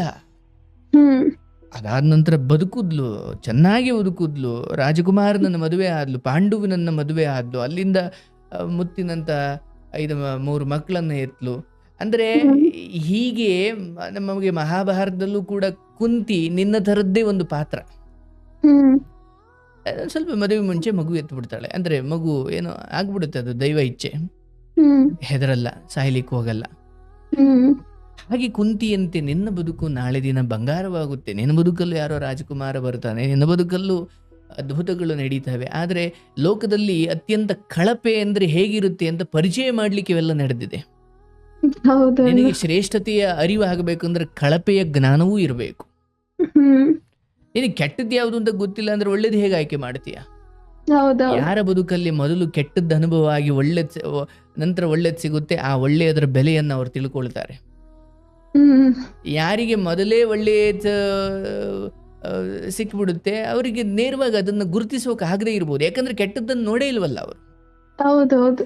ಅಂದ್ರೆ ತುಂಬಾ ಕತ್ಲಲ್ಲಿದ್ದೀಯವ, ಸಡನ್ ಕರೆಂಟ್ ಬಂದ್ಬಿಡ್ತು, ದೇವ್ರಿಗೆ ಕೈ ಮುಗಿತೀಯ ನೀನು. ಹ್ಮ್ ಅಂದ್ರೆ ಯಾಕಂದ್ರೆ ಕತ್ತಲೆಯನ್ನು ನೋಡಿದವನಿಗೆ ಬೆಳಕಿನ ಬೆಲೆ ಗೊತ್ತು. ಹೌದೌದು. ಯಾರು ಕತ್ಲೇನೆ ನೋಡಿಲ್ವೋ ಅವನ್ ಬೆಳಕು ಅವನಿಗಷ್ಟೇನು ದೇವ್ರಲ್ಲ ಅದು.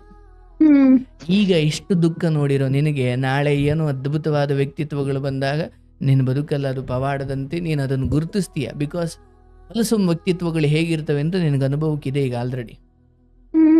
ಇದೆ. ಅದೇನೇ ಇರಲಿ, ಎಲ್ಲದೂ ಒಂದು ರಾಜಮಾರ್ಗದಲ್ಲಿ ಇದ್ರೆ ಚಂದ. ಈಗ ನೀನು ಒಂದು ಕಡೆ ಕೆಲ್ಸಕ್ಕೆ ಸೇರಿದೀಯಾ, ಆಯ್ತು ಕೆಲಸ ಮಾಡು ನೋಡೋಣ ಅಂತ ಹೇಳಿ ಅವರು ನಿಮ್ಗೊಂದು ಐ ಡಿ ಕಾರ್ಡ್ ಕೊಟ್ಟಿಲ್ಲ, ಅವ್ರು ನಿಮ್ಗೆ ಲಾಗಿನ್ ಲಾಗೌಟ್ ಬಗ್ಗೆ ಕೊಟ್ಟಿಲ್ಲ, ಅವ್ರು ನಿಮ್ಗೊಂದು ಸ್ಥಾನಮಾನ ಕೊಟ್ಟಿಲ್ಲ, ಒಂದು ಬ್ಯಾಂಕ್ ಅಕೌಂಟ್ ಇಸ್ಕೊಂಡಿಲ್ಲ, ನಿಮಗೆ ಸಂಬಳ ತಿಂಗಳಿಗೆ ಇಷ್ಟು ಬರುತ್ತೆ ಅಂತ ಹೇಳಿಲ್ಲ, ಇಷ್ಟು ಇದು ಯಾವುದು ಕ್ಲಾರಿಟಿ ಕೊಡದೆ ಸೊ ಮಾಡ್ತಿರು ನೋಡೋಣ ಅಂತ ಹೇಳಿದ್ರೆ ನೀನು ಕೆಲಸ ಮಾಡ್ತೀಯಾ?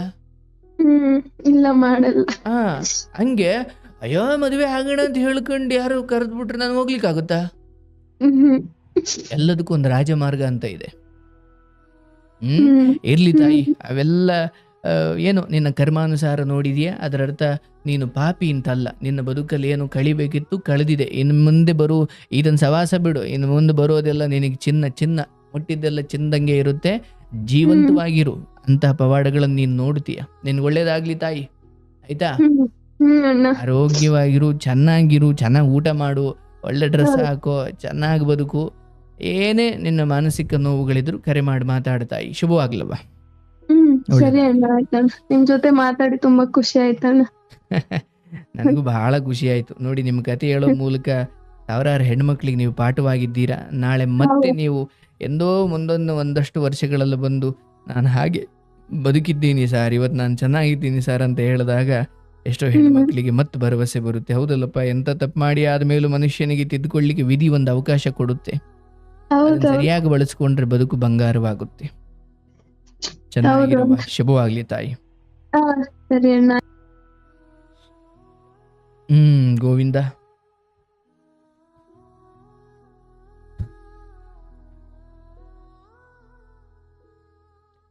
ಪಾಪ ನೋಡಿ,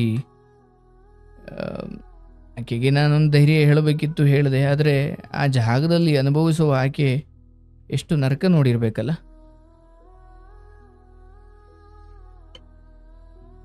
ಯಾವ ಹೆಣ್ಮಕ್ಳಿಗೂ ಈ ಸ್ಥಿತಿ ಬರಬಾರ್ದು. ಅದಕ್ಕೆ ಹೆಣ್ಮಕ್ಳು ದಯವಿಟ್ಟು ಅರ್ಥ ಮಾಡ್ಕೊಳ್ಳಿ, ಅವನು ಕೆಡಿಸಿ ಹೋದವನನ್ನು ನಡತೆಗೆಟ್ಟವನು ಅಂತ ಸಮಾಜ ಹೇಳಲ್ಲ. ಆದರೆ ನಂಬಿ ಪ್ರೀತಿಯಿಂದ ಅಯ್ಯೋ ಇವನು ನನ್ನ ಗಂಡ ಆಗ್ತಾನೆ ಅಥವಾ ಇವನು ನನ್ನ ಬದುಕಿಗಿದ್ದಾನೆ ಅನ್ನೋ ಆ ಪ್ರೀತಿಯ ಆವೇಶದಲ್ಲೋ ಭರದಲ್ಲೋ ದೇಹ ಮನಸ್ಸುಗಳನ್ನು ಅರ್ಪಿಸಿದ ಹೆಣ್ಣು ನಡತೆಗೆಟ್ಟವಳಾಗ್ತಾಳೆ ಈ ಲೋಕದಲ್ಲಿ. ಅದು ವಿಚಿತ್ರ, ಏನು ಮಾಡಲಿಕ್ಕಾಗಲ್ಲ. ಗಂಡು 4 ಜನ ಜೊತೆ ಮಲಗಿ ಬಂದರೂ ಕೂಡ ಅವನನ್ನು ಕೆಟ್ಟವರು ಅಂತ ಹೇಳಲ್ಲ. ಹೆಣ್ಣು ಸ್ವಲ್ಪ ಆ ಕಡೆ ಈ ಕಡೆ ಅಂದಾಗ ಅಲ್ಲ ನೋಡಿ, ನನಗನ್ಸೋದು ತಪ್ಪುಗಳು ಆಗುತ್ತವೆ, ಅದು ಗಂಡ ಆಗಲಿ ಹೆಣ್ಣಾಗಲಿ, ಅದು ನಡತೆಗಳ ವಿಚಾರದಲ್ಲೋ ಬೇರೆ ಬೇರೆ ವಿಚಾರದಲ್ಲಿ. ಆದರೆ ಅಯ್ಯೋ ನಾನು ತಪ್ಪು ಮಾಡಿದೆ ಅಂತ ತಿದ್ದುಕೊಂಡು ಸರಿ ಮಾಡಿಕೊಳ್ಳೋದು ಇದೆಯಲ್ಲ, ಅದು ಆಗಬೇಕು. ಆ ಗುಣ ಬರಬೇಕು ಮನುಷ್ಯನಲ್ಲಿ. ಬಟ್ ಈ ಹೆಣ್ಮಕ್ಳು ಪಾಪ ಎಷ್ಟು ಒದ್ದಾಡಿ ನೊಂದು ಮತ್ತೆ ಇವತ್ತು ಸರಿಯಾದ ನಿರ್ಧಾರಕ್ಕೆ ಬಂದಿದ್ದಾರೆ. ನಿಮ್ಮನ್ನು ಒಬ್ಬ ಹುಡುಗ ತುಂಬ ಪ್ರೀತಿಸ್ತಾನೆ ಅಂದ್ರೆ ಅದರ ಅರ್ಥ ಅವನಿಗೋಸ್ಕರ ನೀವು ಏನು ಬೇಕಾದರೂ ಮಾಡಬೇಕು ಅಂತಲ್ಲ. ನಿಮಗೆ ತುಂಬ ಕ್ಲಾರಿಟಿ ಇದೆ, ಅವನೇ ನಿಮ್ಮ ಗಂಡ, ಅವಳೇ ನಿಮ್ಮ ಹೆಂಡತಿ, ಈ ಮಟ್ಟಿಗೆ ಮನೆಯವರಿಗೆಲ್ಲ ತಿಳಿಸಿದ್ದೀರಿ, ನೀವು ಗೌರವದಿಂದ ರಾಜಮಾರ್ಗದಲ್ಲೇ ಇದ್ದೀರಿ ಎಂದಾಗ ಕೆಲವು ಸಮಸ್ಯೆ ಆಗಲಿಕ್ಕಿಲ್ವೇನು, ಐ ಮೀನ್ ಕೆಲವು ವಿಚಾರಗಳಲ್ಲಿ. ಆದರೆ ನೀವಿನ್ನೂ ಕಾಲೇಜಲ್ಲಿ ಇದ್ದೀರಿ, ನೀವಿನ್ನೂ 18, 20, 23 ಹಿಂಗಿದ್ದೀರಿ, ಮನೆಯವ್ರಿಗೆ ಗೊತ್ತಿಲ್ಲ, ನಿಮಗೆ ನಾಳೆ ಭವಿಷ್ಯ ಏನು ಅಂತ ಗೊತ್ತಿಲ್ಲ, 4 ರೂಪಾಯಿ ದುಡಿಮೆ ಇಲ್ಲ. ಹಿಂಗಿದ್ದಾಗ ನೀವು ಅವ್ನು ಕರೆದ್ಬಿಟ್ಟ, ನಾನು ಹೋಗ್ಬಿಟ್ಟೆ, ನಂಬಿಬಿಟ್ಟೆ, ಮಲಗಿಬಿಟ್ಟೆ, ಕೂತ್ಬಿಟ್ಟೆ ಅಂದರೆ ಅದು ಹೇಗದು? ಯಾರೂ ಬರಲ್ಲ, ಸುಮ್ಮನೆ ಜೀವನ ಹಾಳು ಮಾಡ್ಕೊಳ್ತೀರಾ. ಹೋಗಿ ಮಲಗಿ ಬಂದಳು ಕೋಣ, ಅವಳಿಗೆ ತೇವಲಿತ್ತು ಹೋಗಿದ್ಲು ಅಂತ ಅಂತಾರೆ ಹೊರತು ಅಯ್ಯೋ ನಂಬಿದ್ಲು ಕಣಪ್ಪ, ನಂಬಿ ಹೋಗಿದ್ಲು, ಅವನು ಯಾಕೆ ಹಿಂಗೆ ಮಾಡಬೇಕಿತ್ತು ಅಂತ ಸಮಾಜ ಕೇಳೋದೇ ಇಲ್ಲ. ನೀವು ನಿಮ್ಮ ಪ್ರೀತಿಸಿದ ಹುಡುಗನನ್ನ ವಾಪಸ್ ಪ್ರೀತಿಸೋದು ಅಂದ್ರೆ ಅದರ ಅರ್ಥ ಅವನು ಹೇಳ್ದಂಗೆ ದೇಹ ತೋರಿಸೋದು ಅಂತ ಅಲ್ಲ, ಅಥವಾ ಅವನು ಹೇಳ್ದಂಗೆ ಹೋಗಿ ಮಲಗೋದು ಅಂತ ಅಲ್ಲ. ಐ ಮೀನ್ ಈ ಕಾಲೇಜಲ್ಲೇ ಎಲ್ಲ ಇರ್ತಾವಲ್ಲ, ಅವ್ರಿಗೆ ಹೇಳ್ತಾ ಇದ್ದೀನಿ. ನಿಮ್ಮ ಮನೆಯವ್ರಿಗೆ ಹೇಳು ಅಂದ್ರೆ ಅವನಿಗೆ ಧೈರ್ಯ ಇರಲ್ಲ, ಅಥವಾ ಎಲ್ರ ಮುಂದೆ ನನ್ನನ್ನು ಒಪ್ಕೊ ಅಂದ್ರೆ ಅವ್ರಿಗೆ ಧೈರ್ಯ ಇರಲ್ಲ. ಆದರೆ ಅವ್ರು ಕರೆದಾಗ ಹೋಗಿ ಮಲಗಬೇಕಂತೆ ಅಂದ ದಯವಿಟ್ಟು ಹೇಳ್ತೀನಿ, ಹೆಣ್ಮಕ್ಳು ಆಯಿತು ಮನೆಯವ್ರಿಗೆ ಗೊತ್ತಿಲ್ಲದಂಗೆ ನೀವೇನೋ ಪ್ರೀತಿ ಮಾಡ್ತಾ ಇದ್ದೀರಿ, ನಿಮ್ಮ ಹಣೆ ಬಾರ. ಬಟ್ ಹೀಗೆ ದೈಹಿಕವಾಗಿ ಮುಂದುವರಿಯೋಕೆ ಹೋಗಬೇಡಿ. ಯಾವ ಪ್ರೀತಿಗಳು ಅಂತಿಮವಾಗಿ ಎಲ್ಲೋ 100ಕ್ಕೆ 10, 15 ಯಶಸ್ವಿ ಆಗ್ತವೆ, ಇನ್ನು ಮಿಗ್ದವೆಲ್ಲ ಪರಸ್ಪರ ಓಡಾಡಿ ಮಜಾ ಉಡಾಯಿಸಿ ಬಿಟ್ಟು ಹೋಗುವಂಥವೆ. ನಾಳೆ ದಿನ ನಿನ್ನ ಬದುಕಲ್ಲಿ ಬರೋ ಒಬ್ಬ ಗಂಡನಿಗೆ ಯಾಕೆ ಅನ್ಯಾಯ ಮಾಡ್ತೀರಿ? ಅಥವಾ ನಿನ್ನ ಬದುಕಲ್ಲಿ ಬರುವ ಒಬ್ಬ ಹೆಂಡತಿಗೆ ಯಾಕೆ ಅನ್ಯಾಯ ಮಾಡ್ತೀರಿ?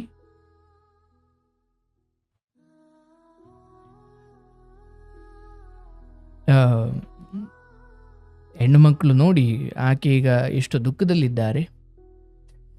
ಬಟ್ ನಾನು ಭಗವಂತನಲ್ಲಿ ಪ್ರಾರ್ಥಿಸ್ತೀನಿ, ಆ ಹೆಣ್ಮಗಳು ನೆಮ್ಮದಿಯಾಗಿರಲಿ ಇನ್ಮೇಲಾದರೂ ಅಂಥವ್ರ ಸಹವಾಸ ಬಿಟ್ಟು ಅಂತ. ಒಳ್ಳೆಯದಾಗಲಿ.